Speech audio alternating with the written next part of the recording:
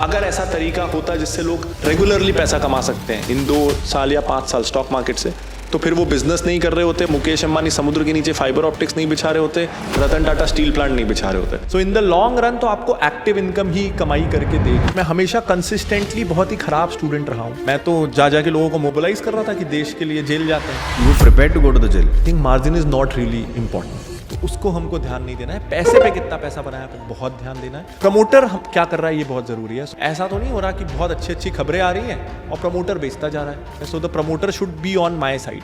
So how to maintain financial discipline? हमारे यहाँ ये रूल है कि मंडे से फ्राइडे हम मार्केट नहीं देखते। अ group of analyst I see कि वो हर हफ्ते किसी कंपनी के अगले 5 साल की फॉरवर्ड अर्निंग्स दे रहे हैं। I put absolutely zero weightage. P ना कई बार बहुत ज्यादा मिसलीडिंग होता है। बहुत मिसलीडिंग होता है। अगर किसी एक न्यूबी को इन्वेस्टिंग की जर्नी की शुरुआत करनी हो तो उसे कैसे करनी चाहिए? लोन्स के बारे में क्या ख्याल है? लोन्स लेना चाहिए या फिर जितनी चादर है उतना ही खर्च करना चाहिए? Out of all the things that I do, the thing I hate the most is creating content. I don't enjoy it. What I say? Yeah. So I don't have a debit card also. यही एक credit card है. I don't carry a wallet. कुछ नहीं होता, 1 रुपए cash नहीं होता. तो मम्मी जाने से पहले पाँव छो तो 500 रुपए देती है. You think that our country deserves a better finance minister?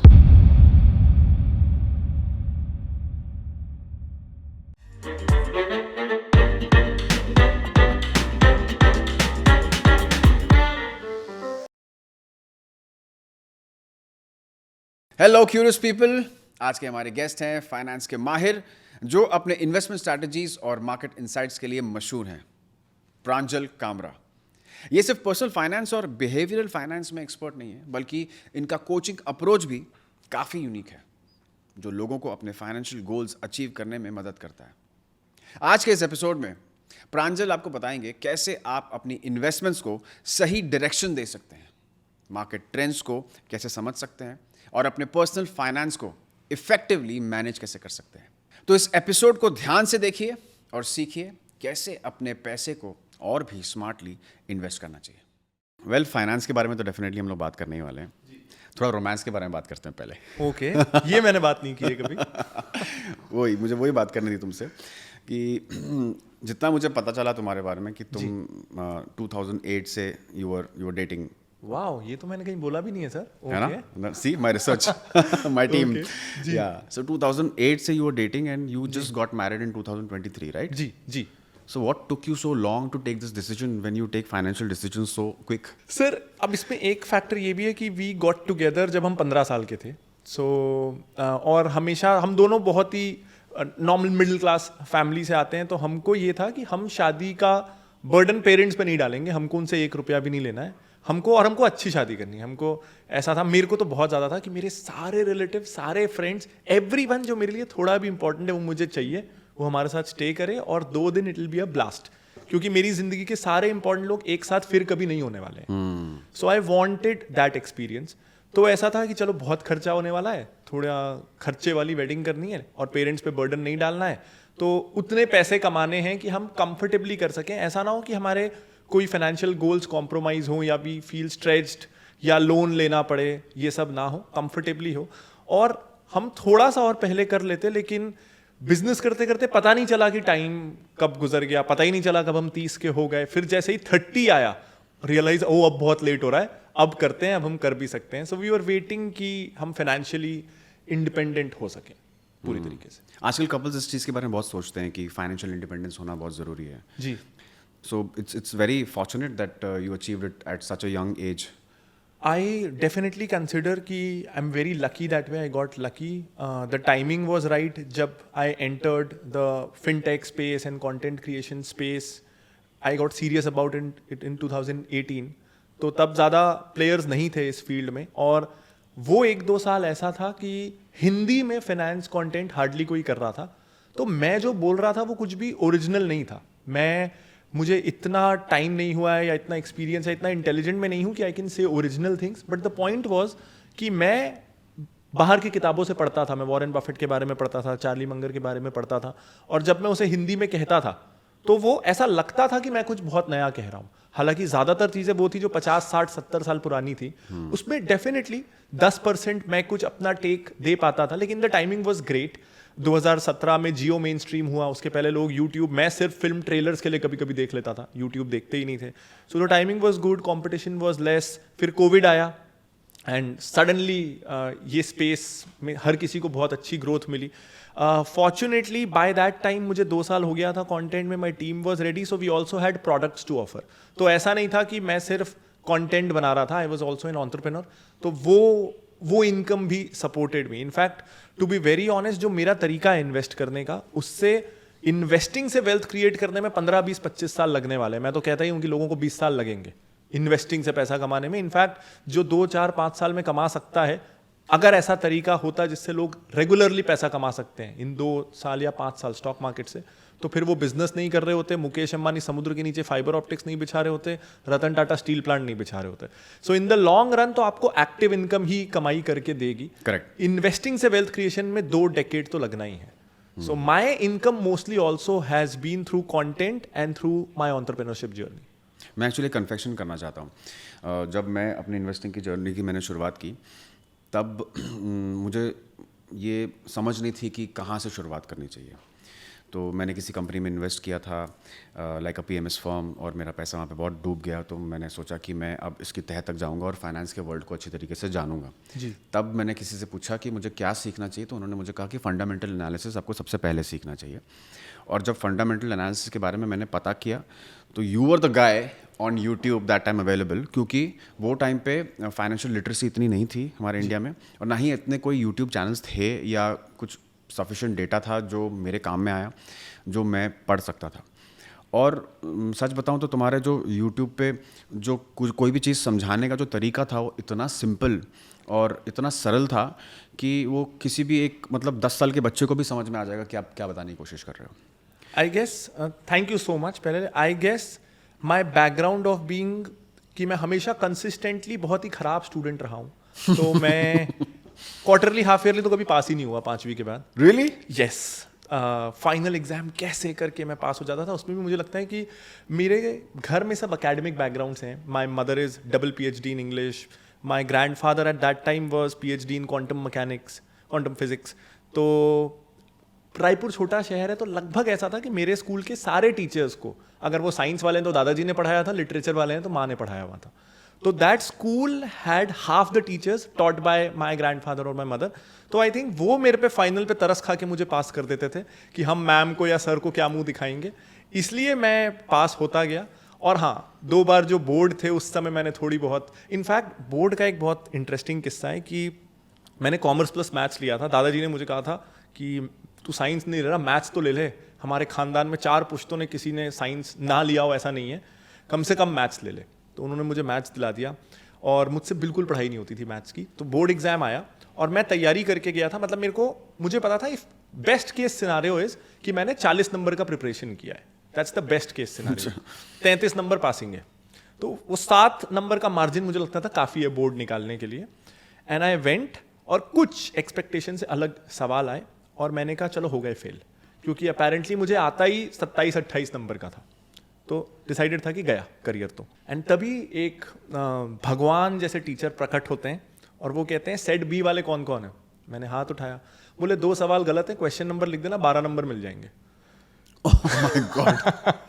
सो उस साल कोई पर्टिकुलर सेट में 12 नंबर बोनस थे. वो बोनस आया जिसके बाद मेरे नंबर शायद 37 थे और मैं पास हो सका. इनफैक्ट लॉ, मैंने NLU से लॉ किया.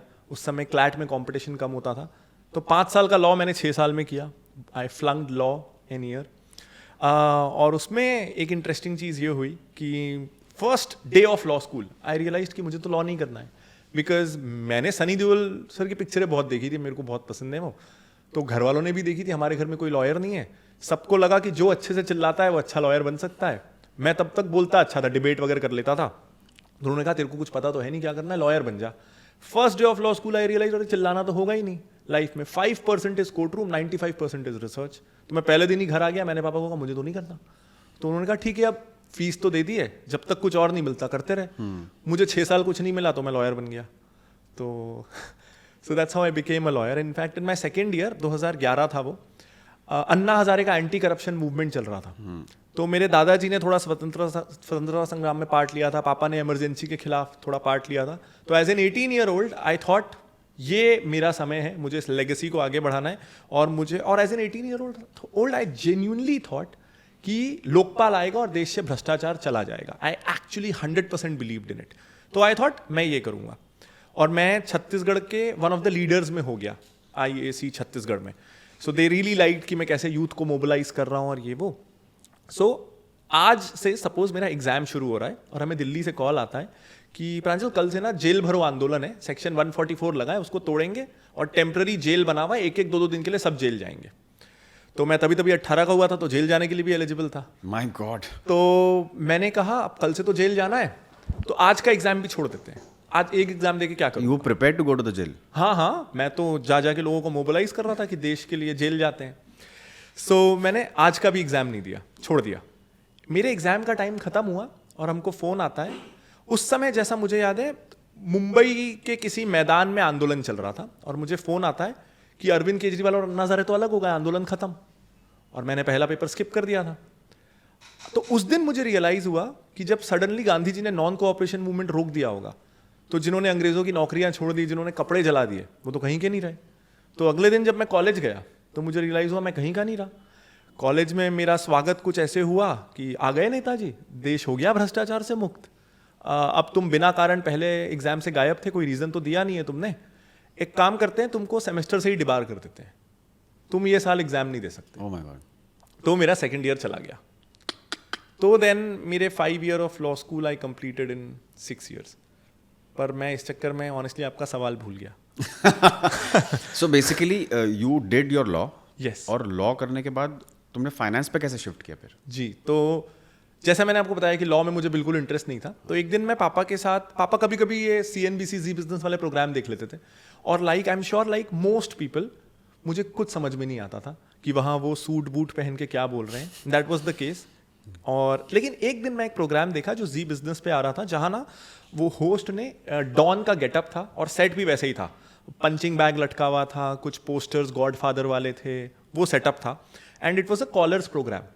तो लोग, और लाइव था, लोग कॉल करते थे और पूछते थे कि ये शेयर कैसा है। तो if the stock was bad, वो जो होस्ट थे, he would punch the punching bag, वो फोन फेंक देते थे। Right, I had seen that. D street का डॉन नाम था उसका। या और बहुत गुस्से में वो बात करते थे कि प्रोड्यूसर बंद कर दो ये शो को, ये लोग सीखते तो है नहीं। So as a layman that caught my attention. और रादर देन स्टॉक मार्केट, मेरा ध्यान इस बात पे गया। मैंने पापा से पूछा, पापा कितनी कंपनियां लिस्टेड है? उन्होंने कहा 4-5 हजार। तो I was impressed with that person, thinking कि यार 5,000 कंपनियां लिस्टेड है, बंदा कॉल करके कुछ भी पूछ सकता है। And I have never seen him answer कि ये मेरे को नहीं पता। He knew about everything in detail. तो आई थॉट मेरे को अगर 5,000 कंपनियों की नॉलेज हो, अगर मेरे पास नॉलेज डेटाबेस इतना है, I will find a way to monetise it. मैं कुछ ना कुछ करके उससे पैसे कमा लूंगा। तो मैंने पापा को बोला, पापा मुझे तो ये करना है। उन्होंने मुझे 20,000 रुपए दिए कि इसको डुबाएगा तो वापस लॉ करेगा, इसको बढ़ाता है तो बढ़ा ले। तो तभी पापा ने मुझे पहली बार स्कूटर एक गिफ्ट किया था मेरे बर्थडे में। तो साइकिल के बाद पहली बार मेरे पास स्कूटर आया था एज अ 20-year-old। तब तक ज़्यादातर मेरे दोस्तों के पास आ गया था। सो आई वॉज वेरी हैप्पी, मेरे को विंग्स मिल गए थे। तो वो TVS का था, वीगो। तो आउट ऑफ लव मैंने फर्स्ट फ्यू, जिस दिन अकाउंट खुला, पहले कुछ स्टॉक्स में से एक TVS ले लिया। अब 4-5 हज़ार रुपए का TVS लिया। शेयर लक, ब्लाइंड लक, साल भर में वो स्टॉक 8-9 गुना हो गया, 8-9 टाइम्स। एंड मुझे लगा मैं ही हूँ भगवान, this is as simple as that. तो अब तो मुझे यही करना है। अच्छा, मेरा कॉन्फिडेंस इतना बढ़ गया था कि मैं आपको मेरे कुछ नेक्स्ट स्टॉक्स बता। एक मैंने लिया आरकॉम, उसके बाद मैंने लिया सिंटेक्स, उसके बाद मैंने लिया Kingfisher airlines. All stocks that I bought वो बिलो एवरेज नहीं थे, वो बैंकरप्ट होके बंद हो गए। और तब तक मेरा 4th-5th ईयर आ गया था, लॉ स्कूल खत्म होने वाला था। तो आई रियलाइज ये क्या हो रहा है, ऐसे नहीं चलेगा, पैसे भी सारे डुबो दिए हैं मैंने, आगे कुछ करने को भी नहीं है। तो आई गूगल्ड कि मेरे को था कि पापा का लॉस तो मैं वापस ला के दे दूं, थोड़ा बहुत जो कैपिटल बचा है पैसे वापस रिकवर करके दे दूं। तो मैंने गूगल किया कि अच्छे शेयर्स कैसे ढूंढें या how to be a good investor. अब thankfully when you would do that in 2012 और 13, मेरे जैसे इन्फ्लुएंसर्स नहीं मिलेंगे जो घुमा देंगे या डाइवर्ट कर देंगे या क्लिक बेट करेंगे। सो आई वॉज लकी कि मैं अवेलेबल नहीं था तब यूट्यूब पे, या मेरे जैसे लोग अवेलेबल नहीं थे। So back when you, if you try to find, you will end up reading about Warren Buffett. तो I ended up reading about Warren Buffett and I loved his lifestyle. कि back then वो तीसरे सबसे अमीर आदमी थे दुनिया के, और वो 50 साल पुराने 3 BHK में रहते थे, और 15 साल पुरानी गाड़ी चलाते थे, और वो ब्रेकफास्ट में मैकडोनल्ड्स का जो सबसे सस्ता $2 वाला बर्गर है वो खाते थे। जिस दिन उनको पार्टी करना होता था वो $3 वाला बर्गर खाते थे। सो मुझे वो लाइफस्टाइल बहुत पसंद आई कि सिंप्लिसिटी कि he is not trapped by his own wealth, he is liberated by it. So मैं उनके rather than how he picked stocks, में उनके लाइफ के बारे में पढ़ने लगा एंड आई फेल्ट कनेक्टेड कि मुझे इनका पाथ फॉलो करना है। बट डोंट यू थिंक जो तुमने स्टॉक्स लिए थे और वो बर्बाद हो गए, that was a trigger that helped you gaining knowledge about stocks and investors life more? Absolutely मतलब आई एम ग्लैड कि उस अर्ली फेज में वो ब्लंडर्स हुए मेरे साथ। नहीं होते तो शायद पता ही नहीं करते। देन शायद मैं उसको सेकेंडरी कैजुअल चीज जैसे लेके चलता कि थोड़ा बहुत प्रॉफिट होता रहा, थोड़ा बहुत लॉस होता रहा, लाइक एनी अदर पर्सन। इतना लॉस हुआ कि इट हर्ट माय ईगो। अच्छा, डेफिनेटली। तो इसलिए मतलब ये डिसाइड कर लिया अब तो पता करके रहना है कि व्हाट इज स्टॉक मार्केट। अब तो इससे लॉस हुआ है तो इससे पैसा तो कमाना है, इसी से पैसा कमाना इससे पैसा तो कमाना है। सो और तब फिर मुझे पता चला NISM करके एक इंस्टीट्यूट के बारे में। ये सेबी का कॉलेज है, national institute of securities market. तो आई वाज ब्लोन अवे कि अरे स्टॉक मार्केट पे पढ़ाई, सिर्फ स्टॉक मार्केट पे पढ़ाई। तो मैंने सोचा मुझे यहीं जाना है। And throughout my school and my college I was always labelled as a bad student. तो टीचर्स थोड़ा दे वर राइट, अगर मैं इनडिसिप्लिन रहूँगा, पढ़ूंगा नहीं तो रिडिक्यूल तो होऊंगा, तो दे वर राइट। बट मैं NISM गया और मेरा इंटरव्यू वहाँ पे था एंड देयर वाज डीन और 1-2 टीचर्स थे, और उन्होंने मेरे से 15 मिनट मेरा इंटरव्यू लिया and they give me absolutely no expressions. 15 minute बाद दे टेल मी कि वैसे तो रिजल्ट 15 दिन बाद है, we are not suppose to tell this, but हम दोनों का collective academic experience is close to 50 years and we have never interviewed a student as bright as you. अरे वाह। And that changed my life. That was the confidence that I always wanted. So I realised उसके बाद in general कि probably a teacher's job is not to teach well, it's just to instill that confidence in the student कि तुम ये कर सकते हो, motivate कि तुम कर सकते हो। हाँ, सो उन्होंने वो कर दिया। So I remember first day of NISM, पहली बार मैं मुंबई आया था ऐसे रहने, एंड मैं सीधा लाइब्रेरी गया और मैंने डिसेंडिंग ऑर्डर में प्राइस वाइज बुक्स की लिस्ट बनाई कि कौन सी किताबें सबसे महंगी है जो मैं घर जाके खरीद नहीं सकता, वो पढ़ना शुरू करूंगा। सस्ती किताबें आई अवॉइड, वो तो मैं खुद भी खरीद सकता हूँ। तो मैंने पुअर चार्लीज एल्मनैक से शुरू किया था, क्योंकि वो तब भी 6,000 रुपये की थी। मुझे था ये तो मैं कभी खरीद ही नहीं पाऊंगा। तो मैंने शायद साल भर में I read the entire library, मतलब कुछ भी नहीं, दिन रात सुबह शाम। लेकिन अनफॉर्चुनेटली या fortunately I had a roommate वहाँ, he was my best friend there, और वो मेरे से 5 साल बड़े थे। वो 4-5 साल इंडस्ट्री में सेल साइड में जॉब करके आए थे, तो वो मुझे जानते थे, the kind of person I am, मैंने लॉ छोड़ा ये वो। तो ही केप्ट टेलिंग मी, प्रांजल यहाँ से जॉब मत लेना। एंड प्रोबेबली उनका व्यू थोड़ा नैरो था, बिकॉज उन्होंने सिर्फ सेल्स में काम किया था and his firm probably did a lot of miss selling. तो उनका था यार प्रांजल तू जॉब करेगा ना तो you will kick your self, you will be disappointed, क्योंकि फाइनेंस में सेल ना मतलब लोगों को मिस सेलिंग करके प्रोडक्ट चिपकाना होता है। किसी को इंश्योरेंस चिपका दो, यूलिप चिपका दो, तो रात को नींद नहीं आती। मैं भी इसीलिए यहाँ आया हूँ, तो तू जॉब मत लेना। तो साल भर उन्होंने ऐसा बोला, मैंने जॉब नहीं लिया वहाँ से, उन्होंने लिया तो बट मैंने जॉब नहीं लिया। तो my mom was absolutely furious जब मैं वापस आया कि पहली बार, and I was amongst the toppers in the batch, तो मुझे मतलब अच्छा जॉब मिलता वहाँ से। तो मॉम वॉज फ्यूरियस कि यार पहली बार तो यू वर डूइंग गुड, यहाँ से भी ऐसे आ गया, अब क्या होगा। So I had no money, my parents did not had much money either, और जो थोड़े बहुत थे भी मेरे पास मांगने की हिम्मत नहीं थी। तो the reason I started YouTube and started content creation, website, मैंने कोडिंग वोडिंग भी खुद सीखी, ग्राफिक्स, SEO सब खुद सीखा, वेबसाइट बनाई, बिकॉज वही फ्री में हो सकता था। तो I remember the toughest period was 2017, जब मैंने 3 टी-शर्ट ले ली थी सेम रंग की, क्योंकि AC था नहीं, और पंखा आप चलाओगे तो कैमरे में नॉइज आएगा, क्योंकि कैमरे में माइक भी नहीं था। अच्छा। हाँ, तो चेयर पे किताबें, उस पर टिल्ट करके मैं फ़ोन रखता था और पंखा बंद। हर 2 मिनट में रायपुर में आई स्टार्टेड समर्स में, कॉलेज खत्म होने के बाद, तो रायपुर में 45-46, तो हर 2 मिनट में शर्ट भीग जाती थी। तो एक नैपकिन, चेहरा पोछो, टी-शर्ट बदलते रहो, एंड 2 से 4 बजे के बीच में बनाना है दोपहर को, क्योंकि घर के एक ही कमरे में सनलाइट आती है।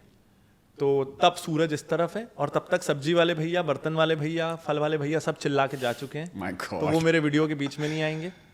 सो आई रिमेंबर मैंने 60-65 वीडियोस बनाए, नो वन वाज वाचिंग। अच्छा। तो हाँ, मतलब मेरे 65 वीडियोस के बाद I had 200 subscribers. Okay. So I remember उस समय my lowest was I went to watch a film Secret Superstar. End of 2017 में आई थी, और उसमें वो जो लीड एक्ट्रेस थी वो बिल्कुल मेरे तरीके से वीडियो बनाती है। चेयर बुर्का के पहन के। ऊपर, हाँ, चेयर के ऊपर बुक्स और उसमें एंगल से फोन, और उसका पहला वीडियो वायरल हो जाता है। तो आई रिमेंबर क्राइंग उस समय थिएटर में कि यार फिल्मों में ना कुछ भी दिखाते हैं, मैं इतने मेहनत से बना रहा हूँ, मेरे को कोई नहीं देख रहा, उसका पहले कैसे इतना वायरल हो गया। That's now not how it works. But I think what worked was कि, and I am glad for it, कि I did not had a plan B. मेरे पास कोई प्लान बी नहीं था। तो मुझे ये था 60 वीडियो लगे, 200 लगे, 500 लगे, 1000 लगे, इसको चलना तो पड़ेगा। Then looking back now I think कि आप अगर कोई भी काम में खुद को अनलिमिटेड अटेम्प्ट्स दोगे, you don't have a ceiling कि मैं इतने साल, इतने महीने, इतने घंटे, अगर आप बिना एक्सपेक्टेशन के सीखते ही जाओगे, करते ही जाओगे, तो आप कितने भी ऑर्डिनरी हो उसमें ठीक ठाक हो ही जाओगे। So I think that is what happened with every video. I was learning, improving, just by repeating it again and again, शायद I naturally got better. And then a couple of videos went viral, and yeah, suddenly I think 3 महीने में I was at 1 lakh. And probably that's how I saw you also, और मैंने सारी knowledge जो है तुम्हारे channel से ही ली है मैक्सिमम। ऑफ कोर्स मैंने बहुत सारे और भी चैनल्स मैंने देखे, टेक्निकल एनालिसिस के बारे में भी देखे, पर फंडामेंटल एनालिसिस के बारे में मुझे कभी भी सीखना होता था तो I used to watch your channel. Thank you sir, honoured. तो बेसिकली ये बताओ प्रांजल कि अगर किसी एक न्यूबी को इन्वेस्टिंग की जर्नी की शुरुआत करनी हो तो उसे कैसे करनी चाहिए? What should be the first step? First of all वो तो देखो, अभी वो अगर कोई जॉब कर रहे हैं, probably he can save 10,000 rupees. जी। तो कैसे शुरुआत करें? उन्हें स्टॉक्स बाय करना चाहिए, या उन्हें बॉन्ड्स लेने चाहिए, या फिर उन्हें म्यूचुअल फंड में इन्वेस्ट करना चाहिए? क्या करना चाहिए? ठीक है, ओके। तो अगर किसी को 10,000 रुपये इन्वेस्ट करने हैं तो मैं आपको कुछ स्टेप्स बताता हूँ, और आई थिंक मोर और लेस क्रोनोलॉजी ये होनी चाहिए, एंड दिस इज वेयर हम बहुत लोग गलत चले जाते हैं। तो सबसे पहले तो हम इन्वेस्टमेंट की तरफ सोचें भी, उसके पहले ये ज़रूरी है कि घर के अर्निंग मेंबर का लाइफ इंश्योरेंस हो और घर के हर मेंबर का हेल्थ इंश्योरेंस हो। क्योंकि ये होगा कि मैं 5-5 हज़ार रुपये मेहनत से म्यूचुअल फंड में डाल रहा हूँ, मैंने 2 साल में 1.5-2 लाख रुपए डाले, कमाए जो भी बढ़ के, और आजकल 2 दिन का भी हॉस्पिटलाइजेशन होता है ना माइनर चीज़ के लिए भी, तो 2 लाख रुपए तो कहीं नहीं गए। तो आपने इतनी मेहनत की और वो ऐसी चीज़ से चला गया जो ईजीली आप 5,000 रुपये के इंश्योरेंस से कवर कर सकते थे। तो इन्वेस्टमेंट करने से ज़्यादा ज़रूरी है टू प्रोटेक्ट योर कैपिटल सबसे पहले। क्योंकि क्रोनोलॉजी ये है कि सबसे पहले तो आप ज़्यादा कमाओ, तब आप ज़्यादा बचा पाओगे, और तब आप ज़्यादा निवेश कर पाओगे। तो इंश्योरेंस वो तरीका है जिससे हम हमारे पैसे को अनएक्सपेक्टेड लॉसेस में जाने से बचा सकते हैं। तो सबसे पहले life insurance, second is health insurance, तीसरा इज थोड़ी लिक्विडिटी, आपके 3-4-5 महीने के खर्चे एक सेविंग्स अकाउंट में जिसमें ऑटो स्वीप एक्टिवेटेड हो, ताकि आपको एफडी का रिटर्न मिले लेकिन सेविंग्स अकाउंट की फ्लेक्सिबिलिटी रहे। ये तीसरा। चौथा स्टेप आता है जो भी आपके हायर इंटरेस्ट रेट वाले लोन्स हैं, तो इसमें आप एजुकेशन लोन को चलते रहने दे सकते हो, होम लोन को चलते रहने दे सकते हो, ये 2 अच्छे लोन्स हैं। इसके अलावा कोई भी और लोन है, पर्सनल लोन है, बिजनेस लोन है, क्रेडिट कार्ड्स हैं, कोई भी और है, मोटर लोन है, तो इन्वेस्टमेंट को पॉज और पहले इसको पे ऑफ हमको करना है, पहले डेट फ्री होना है, except education and home loan. तो ये 4 स्टेप्स हो गए। इसके बाद वी ऑल, और ना ये 25 साल वाले लोग नहीं समझते हैं जो पहली बार जॉब में आते हैं, कि हम जितना सोचते हैं हम उससे बहुत जल्दी बूढ़े होते हैं। हमें लगता है कि इट्स फार अवे, लेकिन इट्स नॉट फार अवे। तो उसके बाद सबसे जरूरी आता है कि हम रिटायरमेंट प्लानिंग के लिए एनपीएस ले लें, पीएफ ले लें, जो भी आपका कंफर्टेबल तरीका। पर ये 20-25 साल की उम्र में रिटायरमेंट की प्लानिंग करनी पड़ती है? जितना जल्दी शुरू करें उतना अच्छा है, क्योंकि उतना कम अमाउंट फिर आपको मंथली इन्वेस्ट करना पड़ेगा। आप अगर कोई 40 में शुरू कर रहा है तो रिटायरमेंट तो वहीं आना है सबका रफली, किसी का 55 में आना है, किसी का 65 में आना है, लेकिन फिर आपको हर महीने ज्यादा कैपिटल देना पड़ेगा।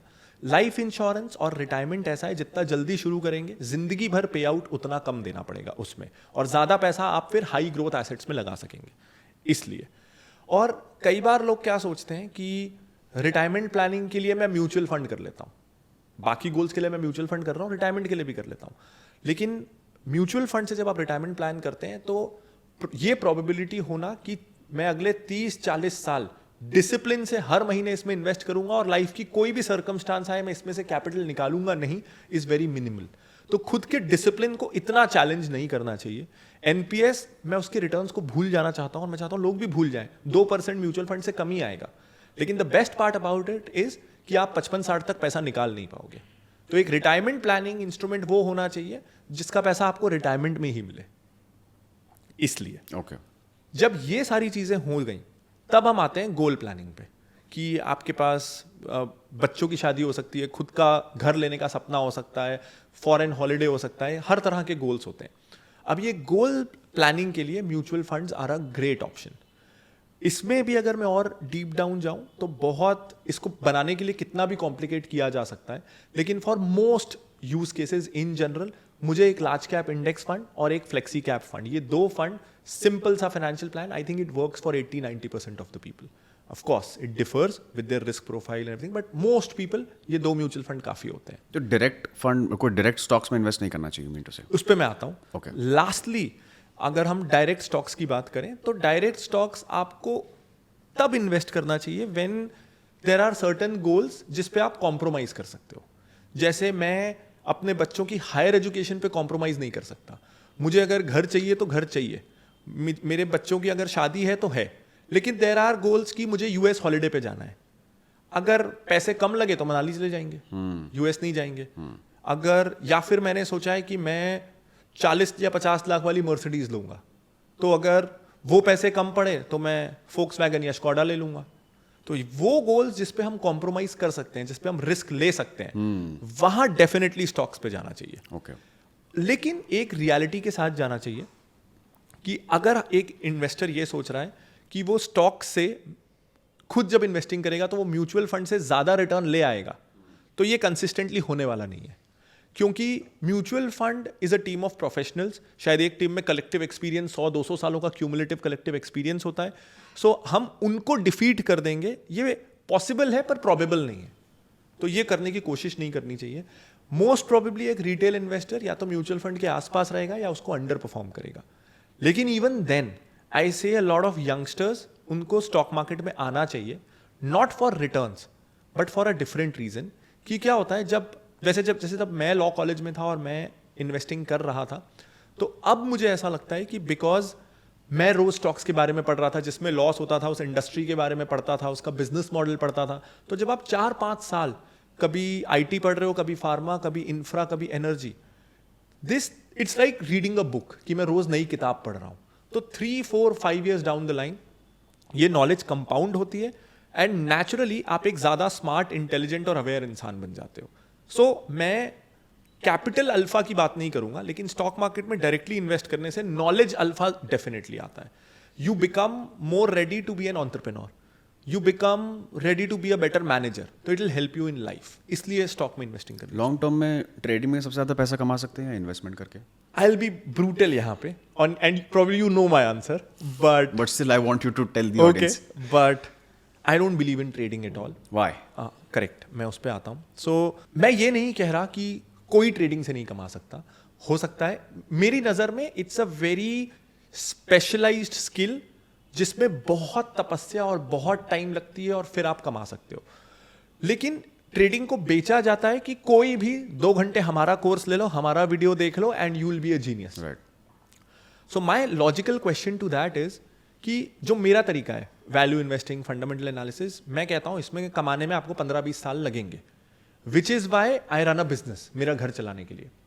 लेकिन अगर कोई आपको यह बोलता है कि वो महीने का 2% कमा सकता है, हफ्ते का 1%, साल का 30-40% कंसिस्टेंटली, तो माई नेचुरल क्वेश्चन इज भाई फिर तू वीडियो क्यों बना रहा है? अगर मेरे पास कोई भी ऐसा तरीका होता जिससे मैं अपने कैपिटल को वीकली या मंथली ग्रो कर सकता, मैं बिजनेस क्यों कर रहा होता? मैं इस पॉडकास्ट में क्यों आता? इतने बड़े बड़े बिजनेसेस जो अपने रिजल्ट्स पोस्ट करते हैं, वो 20 से 25% एबिटा मैक्सिमम पोस्ट करते हैं। बहुत अच्छा है, ये भी बहुत अच्छा है। इनफैक्ट मैं यही कह रहा हूं जो मैंने शुरू में कहा कि फिर Mukesh Ambani, mark Zuckerberg, Elon Musk जैसे लोग हु आर द शार्पेस्ट, और ये लोग कोई भी नया तरीका टू कंपाउंड कैपिटल को मिस नहीं करते हैं। ये लोग दुनिया के बेस्ट सॉफ्टवेयर्स बना लेते या बेस्ट चार्ट रीडर्स हायर कर लेते और पैसे पे पैसा बनाते। किसको इतने कंप्लायंसेस, टैक्सेस, लॉजिस्टिक्स, ऑपरेशन का झंझट चाहिए? Right. तो when the brightest minds in the world ये नहीं कर रहे हैं, some random guy on YouTube, Telegram, WhatsApp telling you कि मैं करके दे दूंगा, तो the joke is on you then. It's fraud basically. Most cases में जिस तरीके से उसको सोशल मीडिया में पैकेज किया जाता है, it's close to a fraud. मैंने भी एक्चुअली ऐसे बहुत सारे शुरुआती दौर में जब मैं सीख रहा था तब मुझे भी यही लगा, क्योंकि as a newbie I felt like कि क्या इन्वेस्टिंग करें, पूरे साल में 10 10% मिल रहा है, 15% मिल रहा है, और ट्रेडिंग में तो आपको एक एक दिन में आपको 5-5, 10-10% मिल रहा है, ऑप्शन ट्रेडिंग में इतना पैसा मिल रहा है, तो यही करते हैं। तो मैंने बहुत सारे कोर्सेज बाय किए ऑनलाइन। जब तक दूध के जले नहीं होंगे तब तक आपको समझ में नहीं आएगा ना, आपको गंवाना भी पड़ेगा पैसा। एंड पता है this is really sad. I think in लोगों ने क्या फिगर किया है कि इंडिया में पैसा आया ही पिछले 20 सालों में है।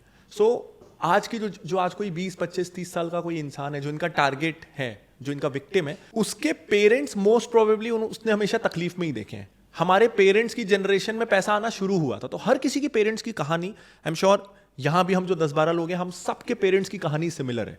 बहुत स्ट्रगल, जीरो से शुरू करना। सो उससे क्या हुआ है कि our generation is very very emotional and हम बहुत रिस्पॉन्सिबल फील करते हैं कि हमको जल्दी से पैसा कमा के परिवार के लिए चीजें आसान करनी है। करेक्ट। उनके लोन्स हैं वो पे ऑफ करने हैं, माँ को पापा को प्राउड फील कराना है। तो आई थिंक ये जो हमारी अर्ज है, जो रिस्पॉन्सिबिलिटी की हमको जल्दी पैसा कमा के उनको रिलीफ देना है, आई थिंक हमारी इस इमोशनल और इस रिस्पॉन्सिबल फीलिंग का फायदा उठाया जाता है। इसलिए मैंने ऐसे बहुत सारे जगहों पे पैसा बर्बाद किया, और मैं I used to see these people, they are trading and they are earning lakhs and lakhs in a month.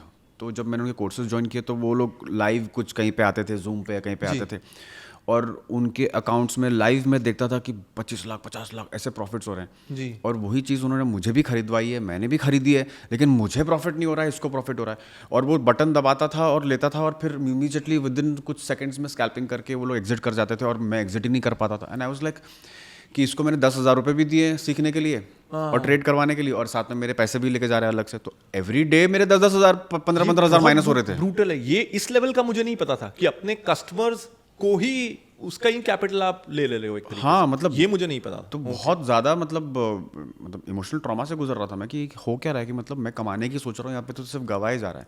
Then eventually I realise कि भाई trading probably is not my cup of T. जो होते होंगे 1%, 10% जो ट्रेडर्स हैं जो बहुत अच्छा करते होंगे, या एल्गोज होते होंगे जो करते होंगे। भी I will say sir, investing में humans can be great because investing is an art.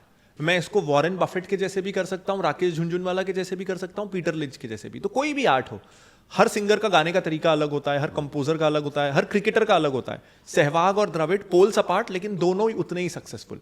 तो आर्ट में क्या है कि you can outperform machines. Art में आज भी एआई का गाना अलग दिखेगा, लेकिन इफ इट्स साइंस, जो चार्ट पढ़ना इज पैटर्न रिकॉग्निशन। तो पैटर्न रिकॉग्निशन इज साइंस। तो इफ इट्स साइंस, तब तो मशीन्स हमसे बेटर करेंगी। Humans can't beat I beg to differ here.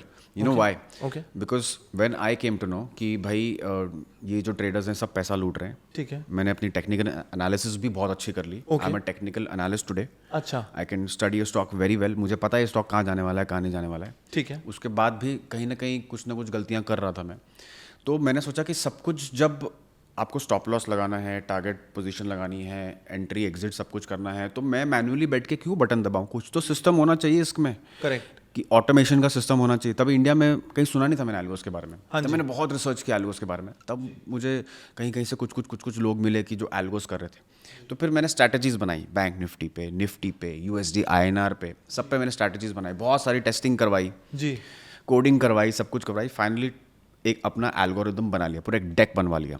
अब मैंने सोचा कि चलो ठीक है, अभी मेरा डेक बन चुका है एल्गोरिदम का, तो अब तो कमाना ही कमाना है, क्योंकि म्यूचुअल फंड हाउसेस भी यही कर रहे हैं, जितने सारे प्रॉप ट्रेडिंग फर्म्स है वो भी यही कर रहे हैं जी।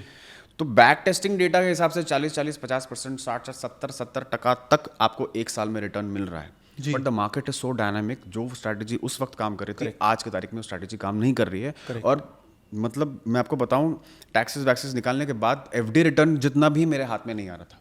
देन आई रियलाइज कि भाई ट्रेडिंग भी नहीं है फिर तो काम की, मतलब एल्गो ट्रेडिंग भी कुछ काम की नहीं जी। तो घूम फिर के अभी जो है जी। जो वाजिब है, जो रियलिटी है, वो इन्वेस्टिंग है। इन्वेस्टिंग से ही पैसा बनेगा, भले स्लो बनेगा लेकिन वो एटलीस्ट कंसिस्टेंट बनेगा। इस वक्त मैं ट्रेडिंग भी कर रहा था, साथ में इन्वेस्टिंग भी कर रहा था, और जो मेरे इन्वेस्टमेंट में जो पैसा पड़ा हुआ था ना, जो मैंने कुछ को ऐसे 10-10, 20-20, 50 क्वांटिटी लेके मैं बैठा हुआ था, वो मैंने देखा वो 40-50% हो गए इतने दौर में। और ये ट्रेडिंग में मेरा पैसा माइनस हो जा रहा है। तो मैंने कहा क्लियर कट दिख रहा है आपको यहाँ पे, ट्रेडिंग में जीरो हो रहा है, इन्वेस्टिंग में पैसा आ रहा है, तो क्या करना है? ऑब्वियसली इन्वेस्टिंग करनी है। Totally agreed. आई मीन जैसे मैंने तो लाइफ में अभी रिसेंटली तो नहीं, साल भर हो गया, एक ब्रोकर का एडवर्टाइजमेंट करना था मुझे, तो मुझे उसमें ऑर्डर प्लेस करते हुए दिखाना था। तो उन्होंने स्क्रीनशॉट रिकॉर्डिंग करनी थी, इंट्राडे ऑर्डर प्लेस करने की, मुझे रिकॉर्ड करके भेजना था। एंड एकदम से मुझे मेरी मैनेजर को बुलाना पड़ा कि प्रतीक्षा नाम है उसका, प्रतीक्षा मुझे बताना इंट्राडे ऑर्डर कैसे प्लेस होता है। मैंने 10-12 साल में कभी इंट्राडे ऑर्डर प्लेस नहीं किया था। सो मैं तो बहुत ही दूर हूँ ट्रेडिंग से। मुझे तो and I think most people 99% people उनको उस तरफ नहीं देखना चाहिए। बेसिकली जब लोग नए नए आते हैं ना हमारे इंडस्ट्री में, फाइनेंस की दुनिया में, तो बहुत कंफ्यूज भी होते हैं कि उनको क्या करना है क्या नहीं करना है। जी। तो हर एक को इन्वेस्टिंग की तरफ ही जाना चाहिए या फिर कोई और करियर चूज भी करना चाहिए? जैसे तुमने मतलब टीचिंग का मतलब एक सपोर्ट सिस्टम लिया, क्या तुम टीच करोगे या फिर तुमने एक अपने एक खुद का एक फर्म खोला, Finology, we'll come to that also. जी। तो यही करना चाहिए या फिर कुछ और करना चाहिए? What do you suggest? So I think किसी के लिए भी इन्वेस्टिंग या trading can not be a full time thing, क्योंकि उससे क्या होता है, अगर मेरे पास कोई एक्टिव इनकम नहीं आ रही है और मेरे घर का खर्चा स्टॉक मार्केट पे डिपेंडेंट है, तो मैं कितनी भी पढ़ाई कर लूँ I will perform actually worse, क्योंकि मैं कभी भी रिलैक्स स्टेट ऑफ माइंड में नहीं हूँ। मुझे पता है मेरे बिल्स टू पे हैं, मूवमेंट नहीं आ रहा है तो I will over trade, I will over churn, मैं हमेशा चर्निंग करता रहूँगा। एंड आई थिंक इतना पैनिक मोड में अच्छी इन्वेस्टिंग नहीं हो सकती। So we have to realise कि stock market is a way जिससे आप पैसिव इनकम अर्न कर सको या अपनी वेल्थ को एफडी से डबल स्पीड से बढ़ा सको। स्टॉक मार्केट को एक्टिव इनकम का सब्सटीट्यूट सोचना, ये हमें एब्सोल्युटली बंद करना है। स्टॉक मार्केट से आप एक्टिव इनकम तब कमा सकते हो जब आप प्रोफेशनली क्वालिफाइड होके या तो जॉब कर लो उस फील्ड में, आप एनालिस्ट बन जाओ या आप ट्रेजरी में चले जाओ, दैट्स अ डिफरेंट थिंग कि आपने CFA किया, MBA फाइनेंस किया, but that's a long academic journey. या आप अगर एंटरप्रेन्योरशिप करना चाहते हो तो दैट्स अ जर्नी। लेकिन स्क्रीन के सामने दिन भर बैठ के एक्टिव इनकम हो जाएगी मेरे को और कुछ नहीं करना लाइफ में, ये तो बिल्कुल ही नहीं करना है। ठीक है, फाइनल इन्वेस्टिंग ही करेंगे जी। लेकिन मुझे बताओ कि अभी इन्वेस्टिंग करना है, सपोजिटली मुझे डायरेक्ट इन्वेस्टमेंट करना है। म्यूचुअल फंड्स में तो खैर अपने को दिमाग नहीं लगाना है, हमको अपना काम करना है और वो हमारे लिए इन्वेस्ट करेंगे। जी। 12-15% का कैगर देते रहेंगे। जी। लेकिन अगर सपोजिटली मुझे डायरेक्ट इन्वेस्ट करना है और मुझे कंपनी को इवैल्यूएट करना है, तो क्या क्या ऐसी चीज़ें हैं जो तुम देखते हो बिफोर फाइनलाइजिंग अ कंपनी की ये कंपनी में खरीद सकता हूँ? आई थिंक नाउ दैट मुझे 10-11 साल हुए हैं तो थोड़ा देर आर थिंग्स जो एक after certain number of years आपका इंट्यूशन डेवलप हो जाता है। यू कैन स्पॉट बहुत छुपी हुई चीज़ें इंस्टेंटली, क्योंकि आपने बहुत बार वो पैटर्न्स, वो स्टेटमेंट्स को उस तरह के देखा है। लेकिन एज अ बिगिनर अगर कोई आज शुरू कर रहा है तो उसको क्या देखना है, अगर मैं इस पे बात करूं तो आई थिंक पहली चीज़ जो सबसे बड़ा ब्लंडर हम करते हैं कि कोई अगर डॉक्टर होगा ना तो वो सबसे पहले कोई IT स्टॉक ले लेगा, और कोई IT इंजीनियर होगा तो वो फार्मा स्टॉक ले लेगा। हम सब हमेशा वो करते हैं स्टॉक मार्केट में जिसके बारे में हमको कुछ नहीं पता। लाइफ में हम ऐसा नहीं करते हैं। हम अगर डॉक्टर हैं तो 80% doctors will put their degree to professional use. जो हमने पढ़ाई की, जो एक्सपीरियंस है, हम उसी का व्यवसाय करते हैं। स्टॉक मार्केट में जैसे मैं कई बार सेमिनार जहां लाइव ऑडियंस है वहां मैं एक सवाल ये पूछता हूं कि कितने लोगों के पास इन्फोसिस या TCS का स्टॉक है? 50% हैंड्स गो अप। फिर मैं उनसे पूछता हूं कितने लोगों को इन्फोसिस और TCS के बिजनेस मॉडल का डिफरेंस पता है? फिर मैं कहता हूं कितने लोग सुबह ब्रश करते हैं, सबके हाथ उठते हैं। कितने लोगों कोलगेट के कोई ब्रांड से करते हैं, आधे हाथ उठते हैं। कितने लोगों के पास कोलगेट का स्टॉक है? एक भी नहीं। सो इमेजिन दिस, हम कहते हैं इन्वेस्टिंग इज डिफिकल्ट, लॉस होता है, बिकॉज हम इसको बहुत कॉम्प्लेक्स बना देते हैं। जब हम इन्वेस्टिंग में आते हैं हम उन सारे ब्रांड से दूर रहते हैं या मोस्ट ब्रांड से दूर रहते हैं जिसको हम, हमारे घर वाले, हमारे फैमिली वाले, हमारे दोस्त हर रोज यूज कर रहे हैं। हम बाटा की तरफ नहीं देखते, HUL की तरफ नहीं देखते, कोलगेट की तरफ नहीं देखते, बिकॉज इसका एक रीजन ये है कि हमारे दिमाग में हम स्टॉक मार्केट में एंटर तो होते हैं पैसा कमाने के लिए, लेकिन हमें पता नहीं चलता हमारा मोटिव कब बदल जाता है और हमारा असली मोटिव हो जाता है स्टॉक मार्केट में हीरो बनने का। ये क्या होता है, जैसे कॉलेज में या ऑफिस में कलीग्स के बीच आपने अपने बारे में बात की हुई है कि मैं इन्वेस्टिंग करता हूं, मैं स्टॉक्स एनालाइज करता हूं, तो नेचुरली लंच में, इवनिंग्स में वो आपसे पूछेंगे, आपके कलीग्स, दोस्त, कि बताना यार कोई नया स्टॉक बताना। और तब अगर 10 लोगों के बीच में यू से कोलगेट ले ले तो यू विल बी रिडिक्यूल्ड। अरे यार इतना स्टॉक देखता है उसके बाद कोलगेट बता रहा है, तेरे से ज्यादा तो मेरे को पता है। तो next time there is this urge कि आप कोई ऐसा स्टॉक बताओ जो क्लेम कर रहा है कि मंगल ग्रह में जाएगा या जिसने कैंसर का इलाज ढूंढ लिया है। And we don't even realise कि कब हम हमारे खुद के लिए इन्वेस्टिंग को बेसिक से हट के खुद को बहुत कॉम्प्लेक्स बना दिया है इसको। Now we start analysing companies जिसके बारे में हम कुछ नहीं जानते, जिसको हमने as a consumer, as a human उसके प्रोडक्ट्स को, सर्विसेज को कभी एक्सप्लेन भी नहीं किया है।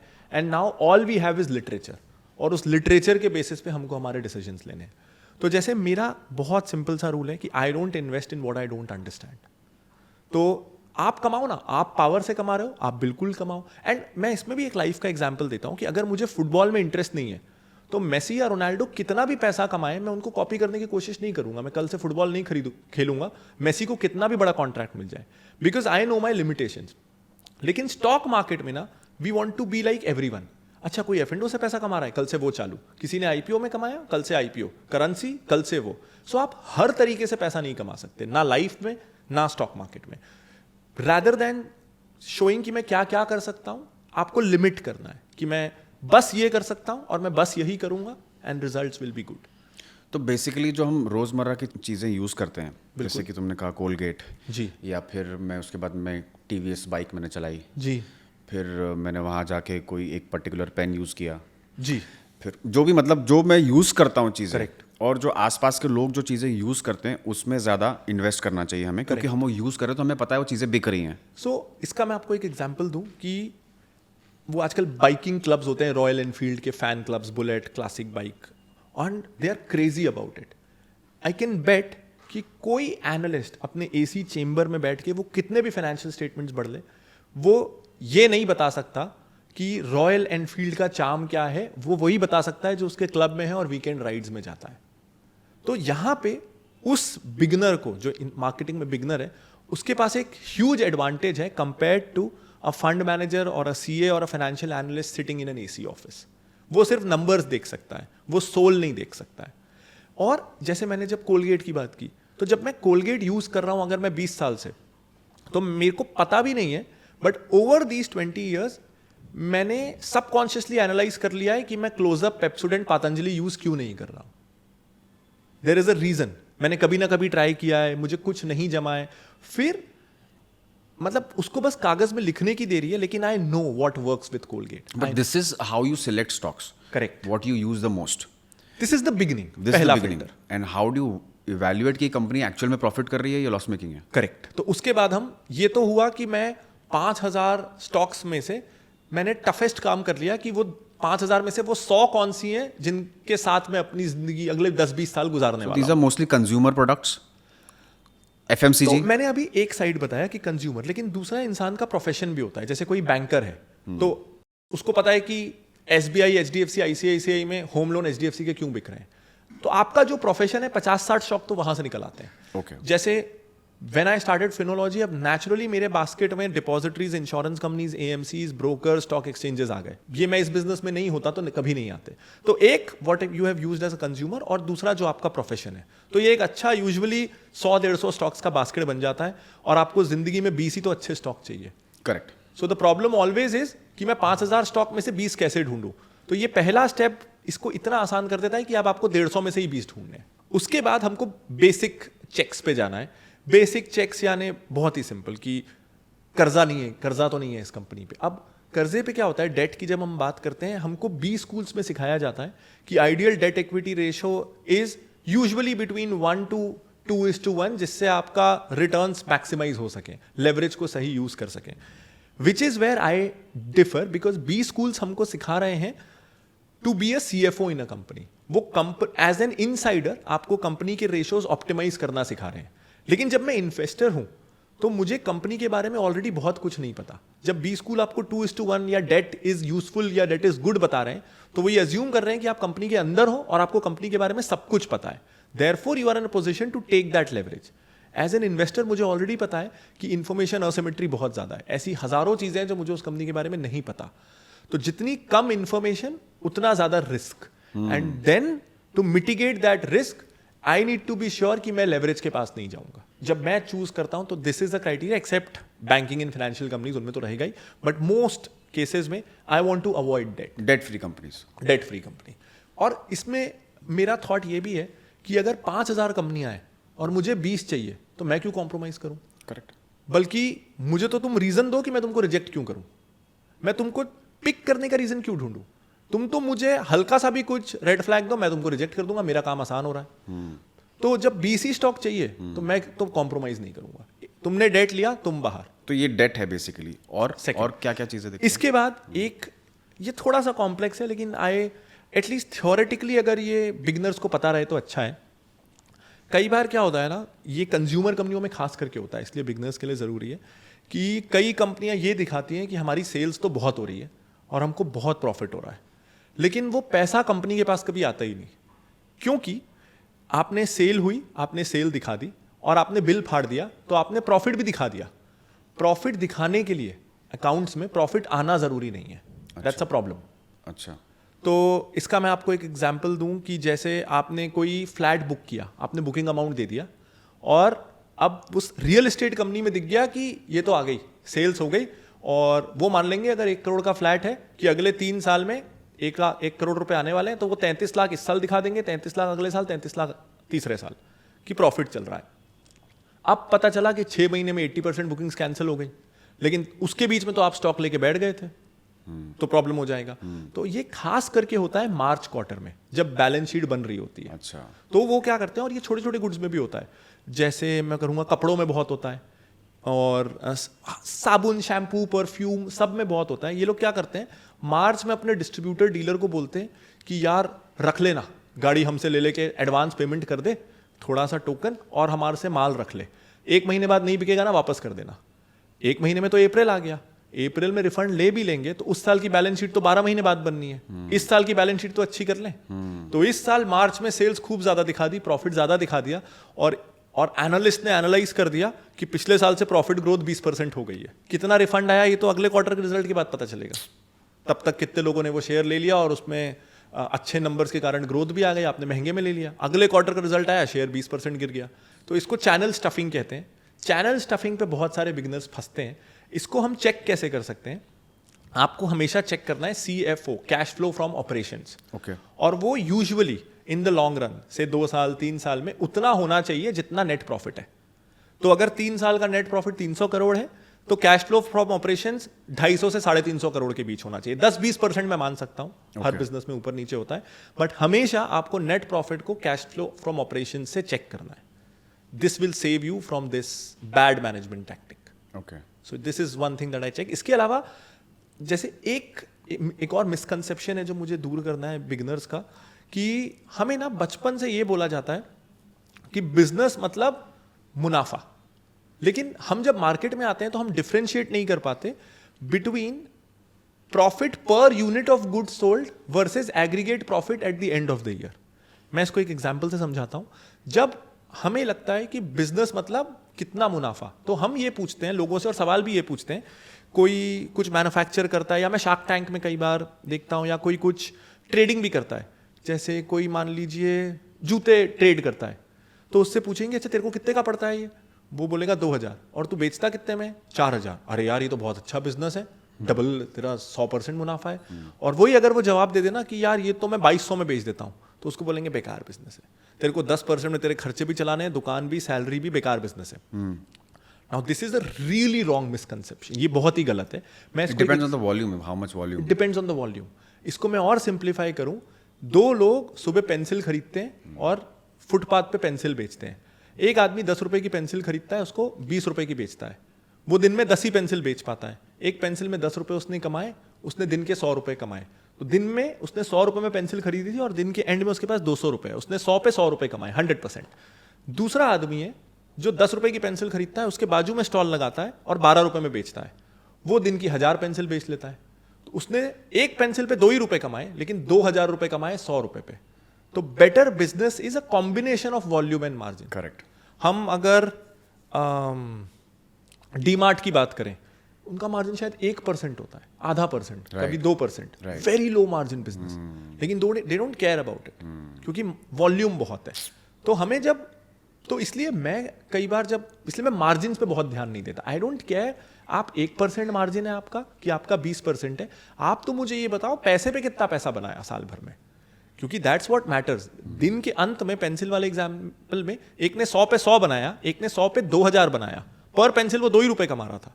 तो मुझे चाहिए, मेरे को मार्जिन नहीं चाहिए, मुझे चाहिए कि पैसे पे कितना पैसा आप कमा रहे हो। इसलिए मेरे लिए ROC ROE बहुत जरूरी है। Okay, return on capital. अब मेरे लिए ROC ROE सेम हो जाता है क्योंकि मैं डेट वाली कंपनी तो ले ही नहीं रहा, तो मोस्ट केसेस में सेम हो जाता है। तो मेरे लिए वो बहुत जरूरी है, पैसे पे पैसा। तो बहुत बिगनर्स मार्जिन पे बहुत ध्यान देते हैं कि उसका तो मार्जिन अच्छा नहीं है। I think margin is not really important, तो उसको हमको ध्यान नहीं देना है। पैसे पे कितना पैसा बनाया पे बहुत ध्यान देना है। और of course I would like कि सेल्स ग्रो हो रही हो, प्रॉफिट ग्रो हो रहा हो, लेकिन टॉप लाइन एवरी ईयर या एवरी क्वार्टर इंक्रीज ही होता रहना चाहिए। एवरी क्वार्टर तो मैं नहीं देखूंगा, क्वार्टरली Every रिजल्ट year. तो मैं नहीं देखूंगा। As an entrepreneur I know कि मुझे कंपनी को लीवे देना है कि कभी कभी कुछ ऊपर नीचे होता रहता है। ओके तो बट हाँ, एवरी ईयर मैं देखूंगा, और एक आध ईयर भी मैं उसमें एग्जेम्पशन दे सकता हूँ। मोस्टली 3 ईयर 5 ईयर क्या है ये मैं देखता रहूँगा। ROE ROC स्टेबल रहना चाहिए, ये मैं देखता रहूँगा। प्रमोटर क्या कर रहा है ये बहुत ज़रूरी है। So the promoter should be on my side. ऐसा तो नहीं हो रहा कि बहुत अच्छी अच्छी खबरें आ रही हैं और प्रमोटर बेचता जा रहा है। तो भाई अगर इतनी अच्छी कंपनी तो तू क्यों बेच रहा है? मैं अपनी कंपनी के स्टेक्स क्यों बेचूंगा if everything is going well, और कंपनी डेट फ्री भी है। ये फिल्टर तो पहले मैं लगा चुका हूं। तो अगर वो डेट फ्री कंपनी है, उसका ROE अच्छा है, उसकी सेल्स और प्रॉफिट ग्रोथ अच्छा है, और अगर कंसिस्टेंटली प्रमोटर अपना स्टेक कम कर रहा है, तो फिर मैं क्यों खरीद रहा हूँ? उसका माल मैं क्यों खरीदूं? Right. तो मैं हमेशा प्रमोटर के साथ रहना चाहता हूँ। So that's another thing that triple A promoter, हाँ जी, you watch the PE also, price to earning ratio. मेरे लिए बहुत ज़रूरी नहीं है। I tell you why. P ना कई बार बहुत ज़्यादा मिसलीडिंग होता है। बहुत मिसलीडिंग होता है। सो फॉर एग्जांपल मैं ये बोलूँ कि जैसे कोविड के समय अगर कोई भी कंपनी ले, बाटा ले लेते हैं, तो बाटा के स्टोर्स बंद थे, तो नेचुरली बाटा की अर्निंग कम हुई। किसी भी B2C ऑफलाइन बिजनेस की कोविड के समय नेक्स्ट टू नथिंग अर्निंग्स हुई। तो अगर अर्निंग्स कम हो रही हैं तो PE का मतलब ही P/E है, और अगर अर्निंग्स कम होती जा रही हैं तो PE बढ़ा हुआ दिखेगा, PE बढ़ जाएगा। करेक्ट। और उससे कि मुझे क्या दिखेगा, यार इसके तो प्रॉफिट भी कम हो रहे हैं, शेयर इतना महंगा क्यों है? ये 100 के PE पे, ये ग्रो तो 10% से करता है, लेकिन 100 के PE पे है। तो हमने बिजनेस की एबनॉर्मलिटी को इग्नोर कर दिया। बेसिकली वो परसेप्शन है ना, Perception परसेप्शन। बिल्कुल बिल्कुल, क्योंकि और फॉरवर्ड पी पे लोग मोस्टली ट्रेड करना शुरू कर देते हैं कि आगे आने वाली क्या उसका प्रॉफिट हो सकता है, उस हिसाब से उसका पी रेशियो ऑटोमेटिकली बढ़ता रहता है कि इसका धंधा इतना अच्छा होने वाला है फ्यूचर में, तो अभी से ले लो। इसका जवाब मैं आपको एज एन एंटरप्रेन्योर देता हूँ, और I am sure most entrepreneurs will say this. मेरी कंपनी आज से 12 महीने बाद कि मेरी कंपनी की अर्निंग क्या होगी मुझे नहीं पता, और मेरी कंपनी को मेरे से अच्छे से कौन जानेगा? कोई एनालिस्ट मेरी कंपनी के प्रेडिक्शन मेरे से अच्छे से नहीं कर सकता। Correct. And I can tell you, मुझे नहीं पता मेरी कंपनी के प्रॉफिट क्या होंगे। And so when an analyst या a group of analyst I see कि वो हर हफ्ते किसी कंपनी के अगले 5 साल की फॉरवर्ड अर्निंग्स दे रहे हैं, I put absolutely zero weightage to it. अच्छा, absolutely that's a red flag also. I mean I throw that report in the bin. Red flag नहीं है, Red वो flag उनका नहीं काम है। है, ठीक है। उनका काम है। Okay. वो ब्रोकरेज हाउस है, उनको लोगों को इन्वेस्ट कराना है, ट्रेड करवाना है। ओके। सो मैं उस पर कंपनी को डीमेरिट नहीं दूंगा, बट मैं उन रिपोर्ट्स को कोई वेटेज नहीं दूंगा, क्योंकि एंड इवन मैंने जैसे कई बार मैंने वॉरेन बफेट को ये कहते हुए सुना है कि बर्कशायर हैथवे अगले साल क्या करेगी मुझे नहीं पता, कितना पैसा कमाएगी। And these are really mature companies, he is world's best investor. वो प्रिडिक्शन नहीं कर पा रहे हैं अपनी कंपनी का, और यहाँ पे फ्रेश MBA ग्रेजुएट्स ब्रोकरेज में सेल साइड में बैठ के इंडिया की दुनिया की हर कंपनी की 5-5 साल की फॉरवर्ड अर्निंग प्रिडिक्ट कर रहे हैं। इनफैक्ट आपने कभी एनालिस्ट कॉल्स वगैरह हम सुने तो कंपनियां खुद भी एक क्वार्टर से आगे की अर्निंग एक्सपेक्टेशन देने में बहुत कॉशियस होती हैं। एक क्वार्टर की पाइपलाइन वो बता देती हैं, बहुत हुआ 2 क्वार्टर, लेकिन साल भर के ऊपर तो मैंने कभी किसी कंपनी को गाइडेंस देते नहीं देखा। तो जब कंपनी खुद 3-6 महीने के ऊपर गाइडेंस नहीं दे रही, तो एनालिस्ट 5 साल की फॉरवर्ड अर्निंग कैसे दे रहे हैं? सो इसको तो मैं कोई वेटेज नहीं देता। So these are the things that you, As a that's beginner- how you filter out stocks. Correct. And that's how you evaluate stocks. There's one process that I really love. It is, ये कहीं book में नहीं है, this is one thing जो out of after 10 years ये एक intuition से थोड़ी सी ओरिजिनलिटी डेवलप हुई है, and I love this process. It's really simple. इसको मैं शॉपिंग कार्ट अप्रोच बोलता हूँ। This is worked for me. Nykaa का IPO आ रहा था, मुझे एग्जैक्ट नंबर्स याद नहीं है, बट शायद उनका मार्केट कैप वाज 70-80 हज़ार crore as far as I remember. तो मैंने उनका एंटरप्राइज वैल्यू देखा कि enterprise value was close to 80-90 हज़ार crore, something like that. Enterprise value basically means कि मैं ये कंपनी पूरी खरीद लूँ, तो net of debt and cash in the bank मुझे ये कंपनी खरीदने के लिए कितने पैसे देने पड़े, तो ये कंपनी मेरे को कितने में पड़ी अगर मेरे को पूरी खरीदनी है। तो मुझे नाइका पूरी खरीदने पे पड़ रही थी 80 हज़ार। ये मेरा आज का अंदाजा है, let's not go on the data. तो मैंने सिंपल ये देखा कि चलो 80 हज़ार करोड़ मैं मानता हूँ मेरे पास है, जिसमें मैं पूरा नाइका खरीद सकता हूँ, लेकिन और उस 80 हज़ार करोड़ में और क्या क्या मिल रहा था। तो और उस 80 हज़ार करोड़ में मुझे पूरा CDSL मिल रहा था, पूरा बॉम्बे स्टॉक एक्सचेंज मिल रहा था, पूरा कोलगेट मिल रहा था, पूरा वंडरला मिल रहा था, पूरा PVR आइनॉक्स मिल रहा था, पूरा महिंद्रा हॉलिडे, सब जोड़ जोड़ के सब मिल रहा था। My God. ये सारी कंपनियां पूरी। एंड एज अ ले मैन मैंने सोचा एक तरफ मैं पूरा नायका ले सकता हूँ या मैं इन सारी कंपनियों को ले सकता हूँ, फिर भी मेरे पास पैसा बचेगा. What should I buy? I think सबको आंसर क्लियर होगा. The answer was very clear.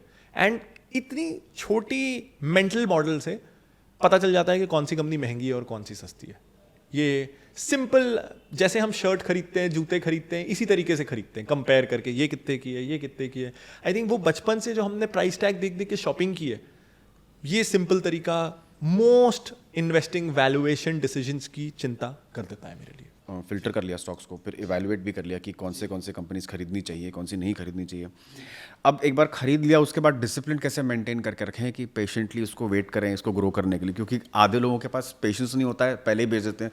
थोड़ा प्रॉफिट देखते हैं, अरे प्रॉफिट दिख रहा है बेच देते हैं, या थोड़ा सा लॉस होता है डर जाते हैं, लॉस में फिर बैठे रहते हैं, कंपनी माइनस होती रहती है. So how to maintain financial discipline? तो इसमें अगर मैं एटॉमिक हैबिट्स या कोई भी हैबिट्स वाली बुक की बात करूं, तो जैसे हर डिसिप्लिन के कुछ कोर प्रिंसिपल्स होते हैं, तो डिसिप्लिन और हैबिट के कुछ कोर प्रिंसिपल्स हैं, जिनमें से एक है कि make your environment more conducive to the habits you want to do. जो आदत आप चाहते हो, आप एक्सरसाइज करना चाहते हो, तो अगर आप घर में ट्रेडमिल रख लोगे तो you are more likely to use it. अगर आप हेल्दी खाना चाहते हो, तो आपके फ्रिज में अगर चीज केक्स एंड बर्गर हैं, तो you are more likely to eat on junk.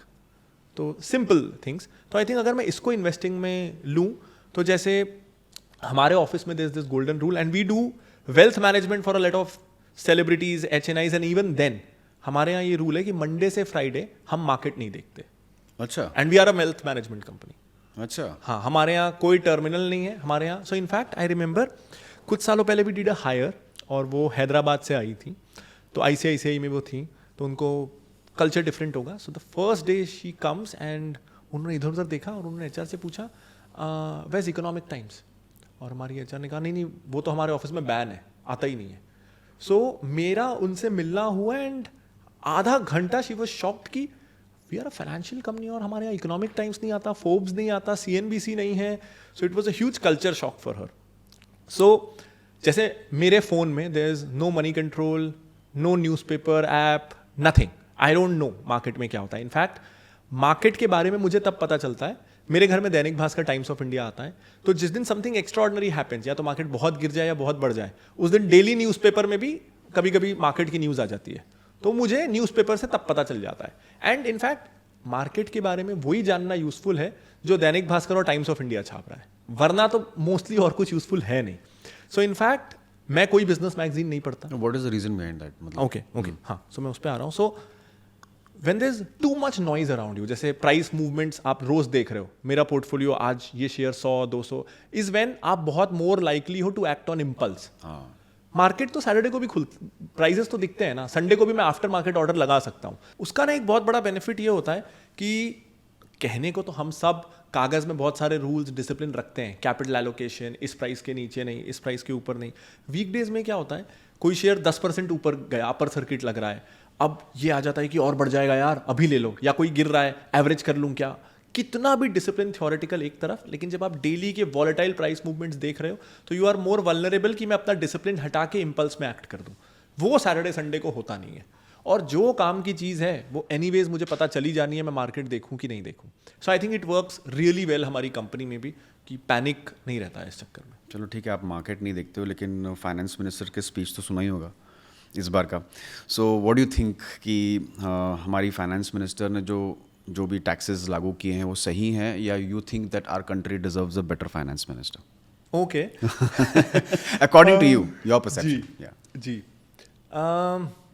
देखिए, मैं इसमें मोस्टली मैं इस क्वेश्चन पे भी आता हूँ, लेकिन इन जनरल आई थिंक इससे एक बिगर क्वेश्चन भी है कि do I track financial and economic events से. तो जैसे मोस्ट केसेस में I don't care about US में क्या हो रहा है, फेड रेट कट हुआ कि नहीं, इन्फ्लेशन कितना है. लोग इससे क्लूज निकालने की कोशिश करते हैं कि मार्केट कहाँ जाएगा.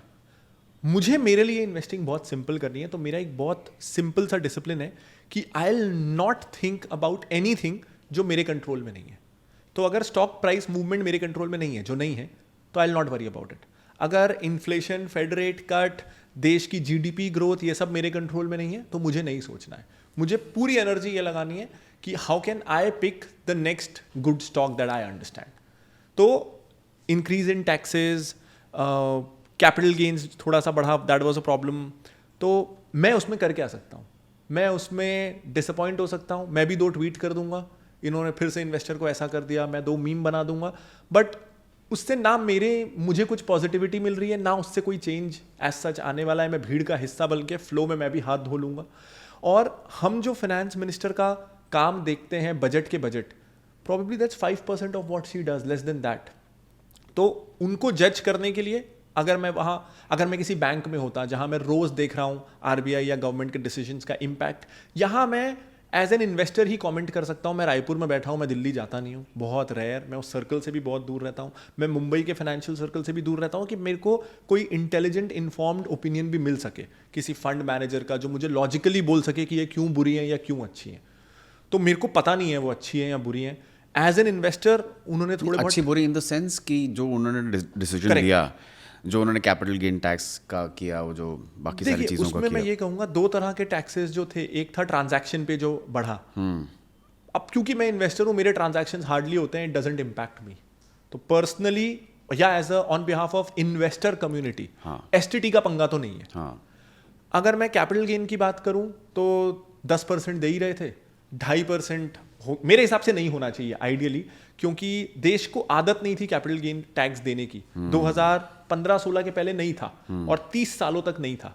और जब आप ट्रांजैक्शन पे भी टैक्स ले रहे हो, इनकम पे भी टैक्स ले रहे हो, डिविडेंड पे भी टैक्स ले रहे हो, सारी सर्विसेज पे आप जीएसटी ले ही रहे हो, तो आई थिंक थोड़ी लेयर्स ऑफ टैक्सेशन ज़्यादा हो रहा है। तो कोई एक टैक्स जा सकता है, आप या तो कैपिटल गेन थोड़ा और बढ़ा दो और एसटीटी का कुछ कर दो, या एसटीटी बढ़ा दो, इसका कुछ कर दो।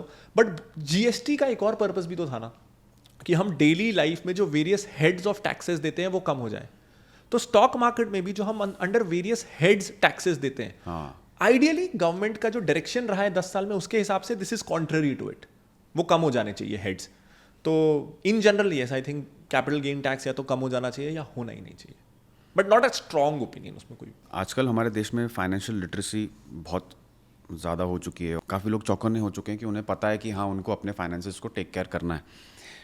तो तुम्हें ऐसा लगता है कि ये सब्जेक्ट हमारे स्कूल में भी होना चाहिए, एक फाइनेंस का सब्जेक्ट? मैथ्स, अलजेब्रा, ज्योमेट्री तो होता है, लेकिन एक फाइनेंस का सब्जेक्ट कि जब आप आगे जाके फ्यूचर में कमाओगे तो आप अपने फाइनेंस को कैसे हैंडल करोगे, कैसे वेल्थ क्रिएट करोगे।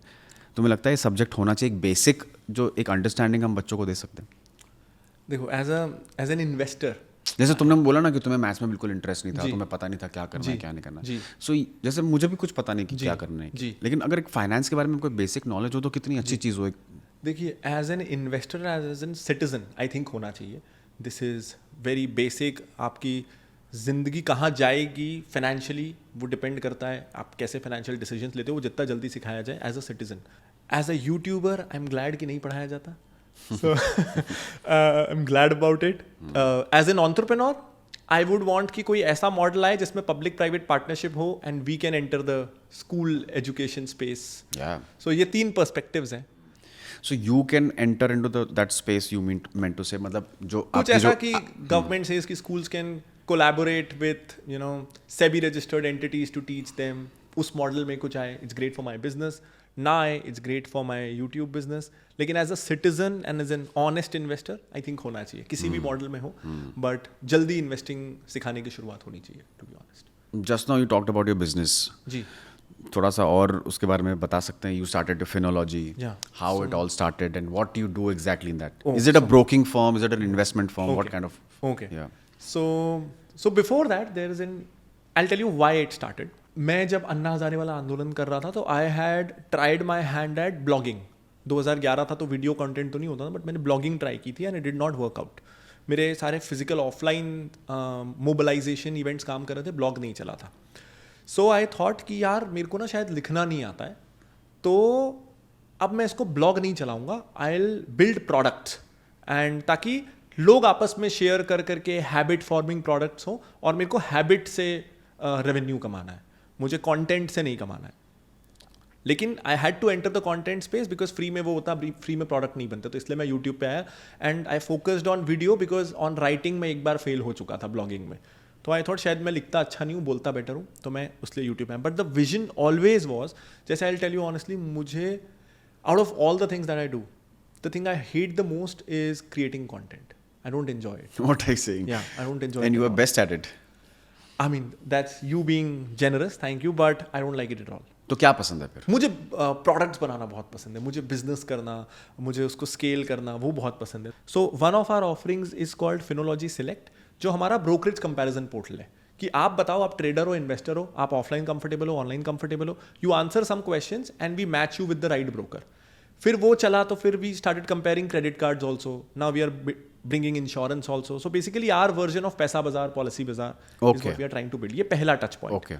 अब उसके बाद मुझे नेक्स्ट प्रॉब्लम आता था जब मैं पढ़ रहा था खास करके कि मुझे एजुकेशन चाहिए जब, तो मैं सीख तो जाऊंगा थ्योरी, वो तो बुक से भी हो जाएगा, वीडियो से भी हो जाएगा, बट कोर्सेज के बाद जो मैं कोर्सेज में सीखता था, मैं वो इम्प्लीमेंट करने के लिए, वो डेटा पॉइंट्स ढूंढने के लिए मनी कंट्रोल जाता था या मैं स्क्रीनर में जाता था.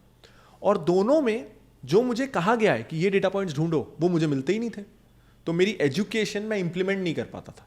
जैसे एक बहुत सिंपल सा मैं आपको एग्जांपल दूं कि मुझे पता है कि बैंक्स में मुझे एनपीए देखना है, बैंक्स में मुझे कासा देखना है, लेकिन मैं मनी कंट्रोल जाऊं, स्क्रीनर जाऊं या कहीं भी जाऊं, वो सबसे पहले पीई दिखाएंगे. बैंक में पीई का मैं क्या करूंगा देख के? करेक्ट. कोई लॉस मेकिंग स्टार्टअप है वो उसमें भी पीई दिखाएंगे, मैं क्या करूंगा देख के? So I think a lot of screener को छोड़ दूं, बट मनी कंट्रोल या बहुत सारे ऐसे प्रोडक्ट्स हैं, they are designed that way because they were created by engineers and not investors. वो इंजीनियरिंग प्रोडक्ट्स हैं, राइट. तो वो इंजीनियरिंग के हिसाब से बने हैं. सो आई थिंक चलो एक स्टॉक एनालिसिस पोर्टल बनाते हैं इसको.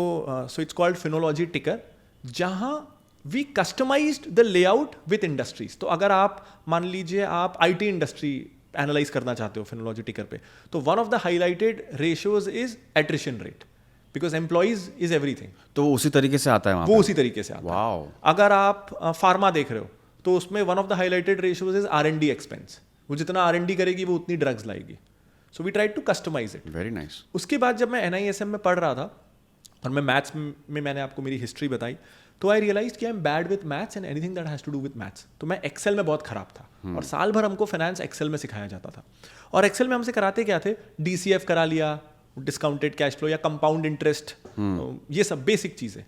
एंड आज के ज़माने में एक्सेल में फॉर्मूला मुझे पता होना चाहिए ना, तो मुझे पता होने की ज़रूरत क्या है? तो वी थॉट ये सारे कैलकुलेटर्स हम क्लाउड पे लाते हैं. तो जब हम टिकर के लिए बोलते हैं तो वी से हमारा कॉम्पिटिटर मनी कंट्रोल नहीं है, we are competing with Excel. आपको आज भी आपका पोर्टफोलियो ऑप्टिमाइज एक्सेल पे क्यों करना पड़ रहा है? CAGR आपको एक्सेल पे क्यों निकालना है? DCF, कोई भी स्टॉक का वैल्यूएशन एक्सेल पे क्यों करना है, जब सारा डेटा इन्हीं क्लाउड प्लेटफॉर्म्स में ऑलरेडी है, मनी कंट्रोल में ऑलरेडी है. आप बस अपने अजम्पशन डालो and the platform should tell you कि आपके अजम्पशन के हिसाब से द स्टॉक इज चीप और एक्सपेंसिव. करेक्ट.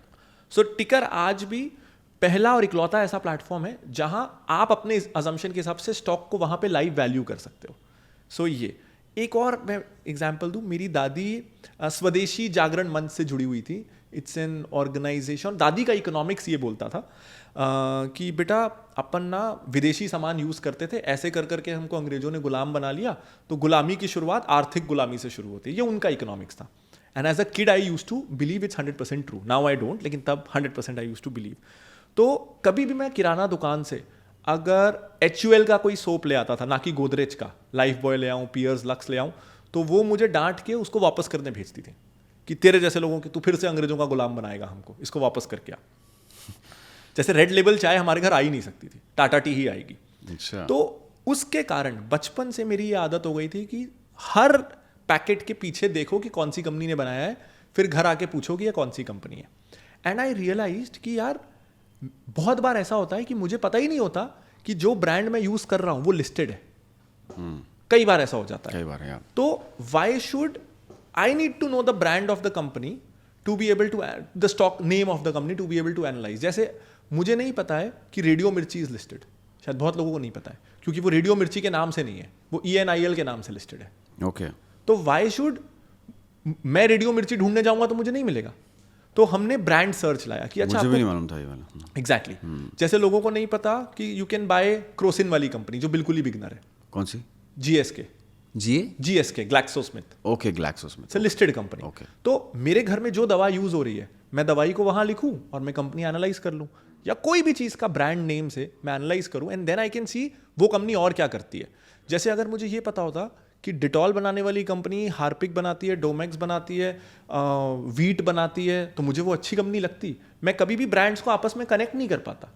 मेरे घर में HUL का कभी कभी ये होता था कि यार दादी ने कभी घर में या हॉस्टल में ऐसा हो गया कि पेप्सोडेंट अच्छा नहीं है, क्लोजअप लिया, बाद में पता चला दोनों HUL का है। I can never connect these brands together. तो अगर ये सारा मुझे उस प्लेटफॉर्म में पता चले तो as an investor I can make better decisions. तो हमने ये ब्रांड सर्च लाया, तो ऐसे करके Finology ticker is our flagship offering. It's a platform जहां लोग स्टॉक डिस्कवरी एंड एनालिसिस करते हैं। तो बोन इन्वेस्टर्स के लिए तो थैंक यू, आप यूज़ करके मुझे बताइए। Definitely I will use it now. So this is one of our offering. उसके बाद लास्टली वी एंटर्ड, जैसे जैसे मैं अपने घर वालों को देखता था आसपास कि a lot of people they don't want to learn, they don't want to compare, they don't want to analyze. उनको तो चाहिए कि कोई अच्छा ट्रस्टेड वेल्थ मैनेजर हो जो हमारे लिए ये करके दे दे। So then we entered, we are SEBI registered investment advisors and then we entered wealth management. अब इसमें बहुत सारे लोग despite being in the industry या बहुत समय से लोगों से ये सर्विस लेते हुए, people can not differentiate between recommendation, investment advice and financial planning. ये तीन डिफरेंट हैं, ये लोगों को पता नहीं है। खास करके इन्वेस्टमेंट एडवाइस और फाइनेंशियल प्लानिंग ये इंटरचेंजेबली यूज होते हैं। सो हमने इसको डीक्लटर किया। मैं इसको कहूँ कि इसके लेवल्स बनाए। आपको फाइनेंशियल प्लानिंग चाहिए तो आप फ्री में लो ना, हमारे प्लेटफॉर्म में आओ, आप अपनी गोल प्लानिंग करो, क्योंकि फाइनेंशियल प्लानिंग के रूल्स आर मोर और less fixed.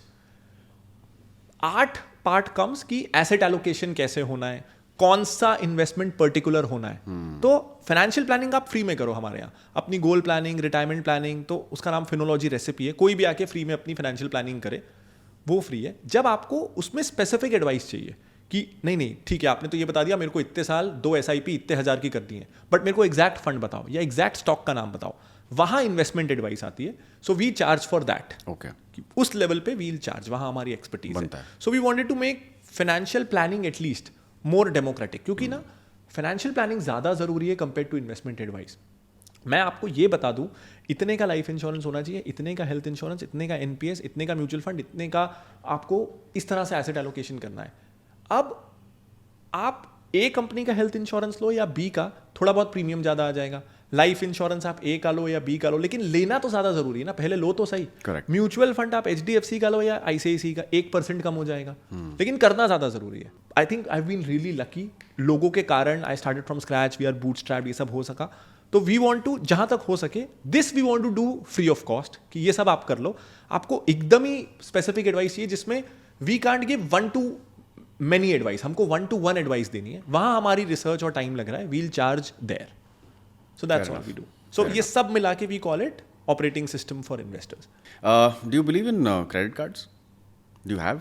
I have 1 credit card, okay, but that's it. I don't believe in credit cards as such. So जैसे ये क्रेडिट कार्ड मेरे पास इसलिए है कि ये उन्होंने फ्री में दे दिया, और this also works as debit card. So मुझे ATM से पैसे निकालने की ज़रूरत नहीं पड़ती। आपको पता है एक कार्ड तो आपको चाहिए ही।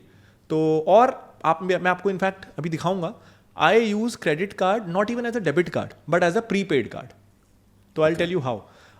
अगर मेरा बिल 5,000 रुपये है तो मैं उसमें 2 लाख डाल दूंगा बिल पे, वो जितना उस समय बिल पेमेंट अलाउ कर रहा है मैं कर दूंगा। 1,95,000 बैलेंस है।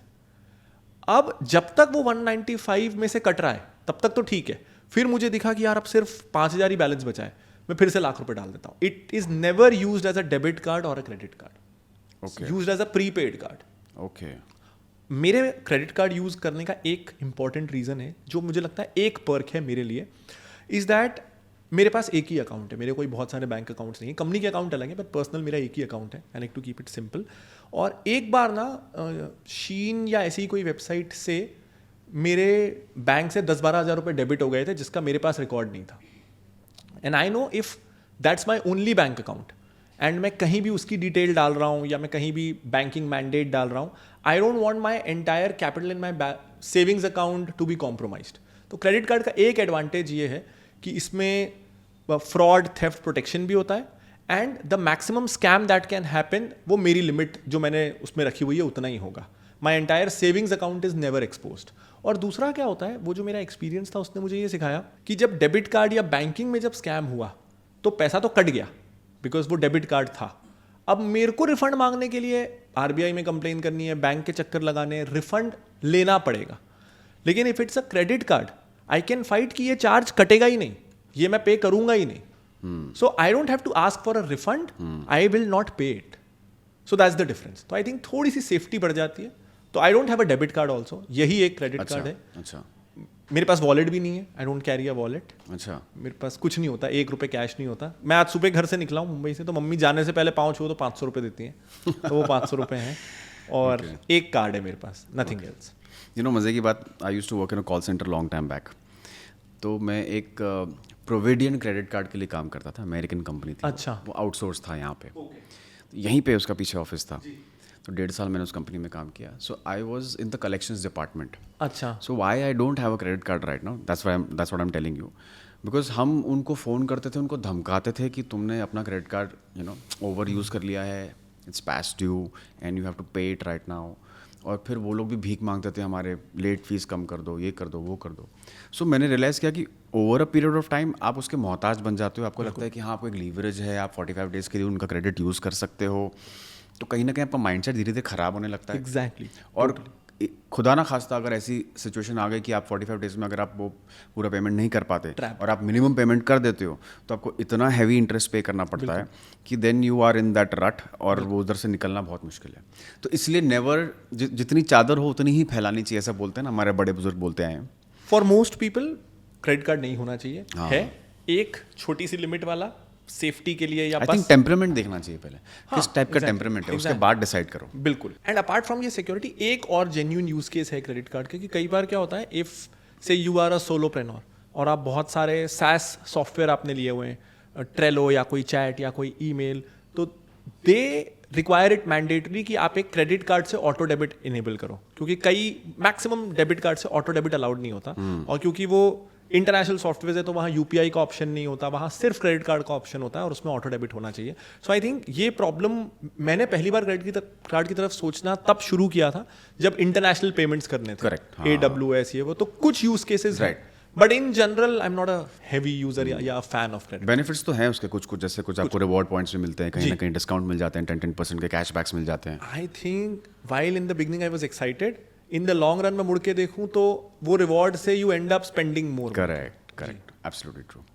लोन्स के बारे में क्या ख्याल है? लोन्स लेना चाहिए या फिर जितनी चादर है उतना ही खर्च करना चाहिए? ये ना एक रीसेंट एक्सपीरियंस है कल शाम का, मैं उसका भी जवाब देता हूँ. लेकिन क्या हुआ, अभी हम एक नई कार ले रहे थे, तो उस कार में ये था. कौन सी car, if you don't mind? So my brother in law and my, so basically my sister's family, वो लोग हमारे साथ रहते हैं. He is doing, my brother in law is doing a business with my father. तो he was a fan कि मुझे एक ऑफ रोडिंग व्हीकल चाहिए, तो हम जिम्नी, वो ओके, मारुति जिम्नी. हाँ, तो हम जिम्नी ले रहे थे. तो जिम्नी में अभी काफ़ी डिस्काउंट्स वगैरह चल रहे थे. हाँ राइट. तो लेकिन क्या था, उन्होंने 1.25 लाख का तो फ्लैट डिस्काउंट दिया, और उन्होंने बोला 1.5 लाख का डिस्काउंट सिर्फ तब है अगर आप फाइनेंस कराओगे. अच्छा. ऐसे लेने पे नहीं है. अच्छा. तो हमने कहा ये क्या ज़बरदस्ती है, फाइनेंस कराना है. तो उन्होंने कहा कम से कम करा लो. तो मैंने कहा सबसे कम फाइनेंस कितना होगा? उन्होंने कहा 1 लाख का. तो आप 1 लाख रुपए कम पे करो, वो लोन से किस्त पटाते रहना, 9 हज़ार की किस्त आएगी, 1 ही साल के लिए पटाना, लेकिन कार आपकी 1.5 लाख सस्ती हो जाएगी. पर आप 9% तो पे कर रहे हो एक्स्ट्रा. 9,000 रुपये पे कर दिया. 9,000 रुपये पे कर दिया. तो 9,000 पे किया, 2,000 प्रोसेसिंग चार्ज था, 11,000 एक्स्ट्रा लगेगा. लेकिन 1.5 लाख का सीधा सीधा डिस्काउंट. ओके. तो मैंने कहा चलो यार कर लेते हैं, ठीक है, 1.5 लाख मिल रहा है. अब वो कल आए और उन्होंने ना पेपर साइन कराने शुरू किया. मैंने क्योंकि लोन लिया नहीं था तो मुझे पता नहीं था. उन्होंने साइन कराया कि ये गाड़ी जब तक आप इसका पे नहीं करते, दिस विल बी हाइपोथिकेटेड, तो ये प्लेज्ड रहेगी हमारे पास, इसको साइन करो. सरेंडर टर्म्स ये हैं, फिर आप नहीं पे करोगे तो हम इसको आगे बेच सकें, ये वाला अंडरटेकिंग साइन करो. जैसे जैसे ना मैं साइन करना शुरू कर रहा था, I realise this is not for me. तो आज सुबह मैं मेरी बहन को बोल के आया हूँ, यार उनको बोलना थोड़ा ऐसे ही और डिस्काउंट दे देंगे, मेरे को नहीं चाहिए लोन. तो I am not saying what's right और रॉन्ग, बट मैं ये कहूँगा कि अगर आप लोन, क्योंकि ना आजकल आई सी loans are being doled out like consumer products, like discretionary products. आप iPhone अगर EMI में लोगे तो 5,000 ऑफ, आप ये ले लो, वो ले लो. I realize what they are doing. They are making us comfortable with taking loans forever. Yeah, making us habitual. वो habitual बना रहे हैं. वो they know that Indians are not comfortable with debt. So उनको ये consumer loans दो and make them comfortable with loans. Right. जो बहुत सारे और न्यू जनरेशन अपना लेगी इसे. बिल्कुल. और बहुत सारे देशों में ऐसा है, they live on debt, they don't even live paycheck to paycheck. Correct. They live debt to debt. So I think, so I realize नहीं यार, आई एम दिस अनकंफर्टेबल. और मुझे पता है मैं ये लोन ले लूंगा तो अगली बार मैं 10 लाख वाला 1 करोड़ लेने में भी मैं स्लाइटली भी more comfortable. So I decided नहीं लेना है. बट इन जनरल लोन के लिए मुझे लगता है कि जैसे आई वॉज एबल टू, मेरे घर वाले वॉज एबल टू पे फॉर माई एजुकेशन. अगर कोई एजुकेशन पे पे नहीं कर सकता, डेफिनेटली एजुकेशन लोन लेना चाहिए. I think you are investing in yourself. It's great, please लीजिए. It will help you earn more forever in your life. Great. पहला घर अगर आपको लेना है, बिकॉज हम एक्सेल शीट में रेंट वर्सेस बाय की कितनी भी बातें करें, मैं for the first 21 years of my life I have lived in a rented home. And जो रहा है वो जानता है अपने घर का सपना. तो अगर किसी का एक घर लेने का सपना है, it's one of the most least interest rate वाले लोन्स. इंपॉर्टेंट इज कि आप खुद को स्ट्रेच मत करो. अगर आपकी whatever your salary is, your EMI shouldn't be more than 25-30% of it. So ये डिसिप्लिन का ध्यान रखो. लेकिन if you want to buy a home loan for your primary home and education loan, I think these two are good loans. इसके अलावा कई businesses I understand कि ऐसे होते हैं कि बिना लोन्स के नहीं हो सकते. वो जो फंडिंग होती है वो भी एक तरह की लोन ही है. मुझे तो बहुत डर लगता है फंडिंग से. So we are bootstrapped, we plan to remain that way. So but I understand. अब जैसे खास करके वो बिजनेसेस जहां आपको डिमांड और सप्लाई दोनों साइड को साथ में इंसेंटिवाइज करना है. से मैं इसका एग्जांपल दूं, ऊबर. आप जब ऊबर आया था तो आपको कस्टमर्स को भी नॉर्मल कैब से सस्ते प्राइसेस देने, कस्टमर्स को भी सब्सिडाइज करना है, और ड्राइवर्स को उनकी नॉर्मल अर्निंग से ज्यादा अर्निंग देनी है. So you have to incentivize both sides at the same time. Needs huge funding. ये ऐसा बिजनेस है जो आप दुनिया में कोई भी नहीं कर सकता VC बैकिंग के बिना. अगर वैसा कुछ है और आप कॉर्पोरेट स्ट्रक्चर में हो कि those liabilities will not get personally to you if you can't pay it back, आपने पर्सनल गारंटी नहीं दी है, गुड फॉर यू, कर सकते हो. लेकिन इन मोस्ट केसेस इन दो लोन्स के अलावा एजुकेशन और होम मेरे हिसाब से नहीं लेना चाहिए. ऑलराइट. आजकल बहुत डिबेट चल रहा है. हर फाइनेंशियल इन्फ्लुएंसर जो है वो बोलते हैं कि प्रॉपर्टीज खरीदनी नहीं चाहिए, रेंट करनी चाहिए. हाँ. I think even you have made videos on that. मैंने कहा है लेनी चाहिए. मैंने सेम चीज कही है. अच्छा. कि लेनी चाहिए. अच्छा. हाँ. प्रॉपर्टीज खरीदनी चाहिए. प्रॉपर्टीज मैं नहीं कहूंगा. हाँ, मतलब प्रॉपर्टी अगर, हाँ, if you are the end user तो खरीदना चाहिए. मैंने ये कहा है, मैं आपको पूरा बताऊं कि एक घर आपको अगर लेना है, if you want it emotionally, finance भूल जाइए. If you can afford it, आपकी सैलरी का 25-30% से EMI ज्यादा नहीं होनी चाहिए. डिसिप्लिन ध्यान रखिए और आप ले लीजिए. लेकिन ये ध्यान रखिए कि बहुत सारे लोग क्या करते हैं कि वो ये सोच के कई बार ऐसे रियल एस्टेट इन्वेस्टमेंट लेते हैं जहां the price that they pay for real estate is very less and the price that they pay for the experience is high. So for example, अगर मैं एक ऐसी सोसाइटी में एक फ्लैट लेता हूं जहां क्रिकेट स्टेडियम भी है, फुटबॉल भी है, स्विमिंग पूल भी है, बैंकवे भी है, क्लब भी है, ये वो, I have to realize this, and again it's not wrong, लेकिन it's important to be aware कि मैं रियल एस्टेट नहीं खरीद रहा हूँ, मैं एक्सपीरियंस खरीद रहा हूँ. एंड एक्सपीरियंस विल डेप्रिशिएट जब उससे बड़ी और ग्लैमर वाली सोसाइटी सामने आएगी, जो मॉल्स के साथ होता है. करेक्ट. पुराने मॉल के सामने नया मॉल आता है, पुराना मॉल खाली हो जाता है. That will happen with your society. तो real estate investment, pure investment तो सिर्फ लैंड है, क्योंकि वही रियल है. राइट. लैंड के ऊपर जो भी है वो एक्सपीरियंस है, वो पर्सनलाइज्ड है. राइट. तो आप कोई कार का भी मॉडिफिकेशन करा लोगे तो कार का प्राइस गिर जाएगा. It's the same. Anything that's customized. आपने अपनी टी-शर्ट पे अपना नाम लिखवा लिया, कैप में नाम, घड़ी में नाम, तो वो घड़ी कम में बिकेगी, मुश्किल से बिकेगी. It's the same. सो आप अपने घर को कहीं भी लो, फ्लैट में लो, सोसाइटी में लो, बंगला लो, अगर आप रियल एस्टेट इन्वेस्टमेंट के लिए ले रहे हो तो सिर्फ लैंड लो. ओके. Nothing else. तुम्हारे फ्यूचर प्लान्स क्या हैं for the next 5 years? So हम कभी प्लान से जा नहीं पाते हैं, but the plan is, I think अगले 2 साल में we want to be a PMS. Okay. अगले 5-6 साल में we want to be an AMC. And having said that, now I am so glad and I know कि अगर मैं मुंबई में होता, बैंगलोर में होता और मुझे टेक वर्ल्ड या फाइनेंस वर्ल्ड का पता होता, या पता होता ये कितना डिफिकल्ट है, तो मैं कभी नहीं बनाता ये software. And which is why I know कि क्यों इस बिजनेस में कॉम्पिटिटर्स बहुत कम है, because it's super tough to do. Which is where I feel being ignorant was a huge blessing. हमको पता ही नहीं था हम किस कुएं में जा रहे हैं और इतना हम घुस गए कि वो प्रोडक्ट बन गया. एंड इट्स अ ह्यूज मोट, क्योंकि कोई भी कोर्स बना सकता है, कोई भी वेल्थ मैनेजमेंट में आ सकता है, बट एक ऐसा प्रोडक्ट जिसकी लोगों को हैबिट लग जाती है. It's like WhatsApp. Probably it's not the best messaging app, but we won't shift. Right. Because we are habituated. Right. So it's a habit forming product. जो टिकर से इन्वेस्टिंग सीखा है वो टिकर ही चलाएगा. Correct. हो सकता है कोई अच्छा कॉम्पिटिटर आ जाए, लेकिन that change is a huge friction. Right. So I think it's a huge blessing कि we were so ignorant. So that's how we build. इसलिए 5 साल का प्लान तो है, but I'm sure we'll end up doing something completely different. I think you will because जो मुझे नज़र आ रहा है आपका जो इंटेंट है ना वो प्योर है. जब आपका इंटेंट प्योर होता है ना किसी को कुछ देने का, तब आप तरक्की ही करते हो. And I think that's what you are doing right now. Thank you. And Pranjal, thank you so much for coming on the show. You gave us so much of valuable information. Thank you, sir. And I'm really obliged. Thank you so much once again. Thank you and so I much. hope we continue this conversation in the future as well. And we'll meet again. And मैं खाली again, रहता हूँ, कभी भी आ जाऊँगा. please आ जाओ जब भी बॉम्बे आते हो. So let's Right, meet us again. Yes, sir. Yeah? Thank you so much, sir. Thank you. Thank you. तो मुझे पूरी उम्मीद है कि आपने इस एपिसोड से फाइनेंस और इन्वेस्टमेंट्स के बारे में बहुत कुछ सीखा होगा. प्रांजल कामरा के इनसाइट से आप अपने फाइनेंशियल जर्नी को एक नए लेवल पर ले जा सकते हैं. ऐसे ही और भी नॉलेजेबल गेस्ट को हम इस चैनल पर लाते रहेंगे. अगर आप किसी स्पेसिफिक गेस्ट को देखना चाहते हैं तो हमें कमेंट सेक्शन में ज़रूर बताइएगा. और इस एपिसोड को अपने फ्रेंड्स और फैमिली के साथ शेयर करना ना भूलें, ताकि वो भी अपनी फाइनेंशियल प्लानिंग में सुधार ला सकें. तब तक स्टे स्मार्ट, स्टे इन्वेस्टेड.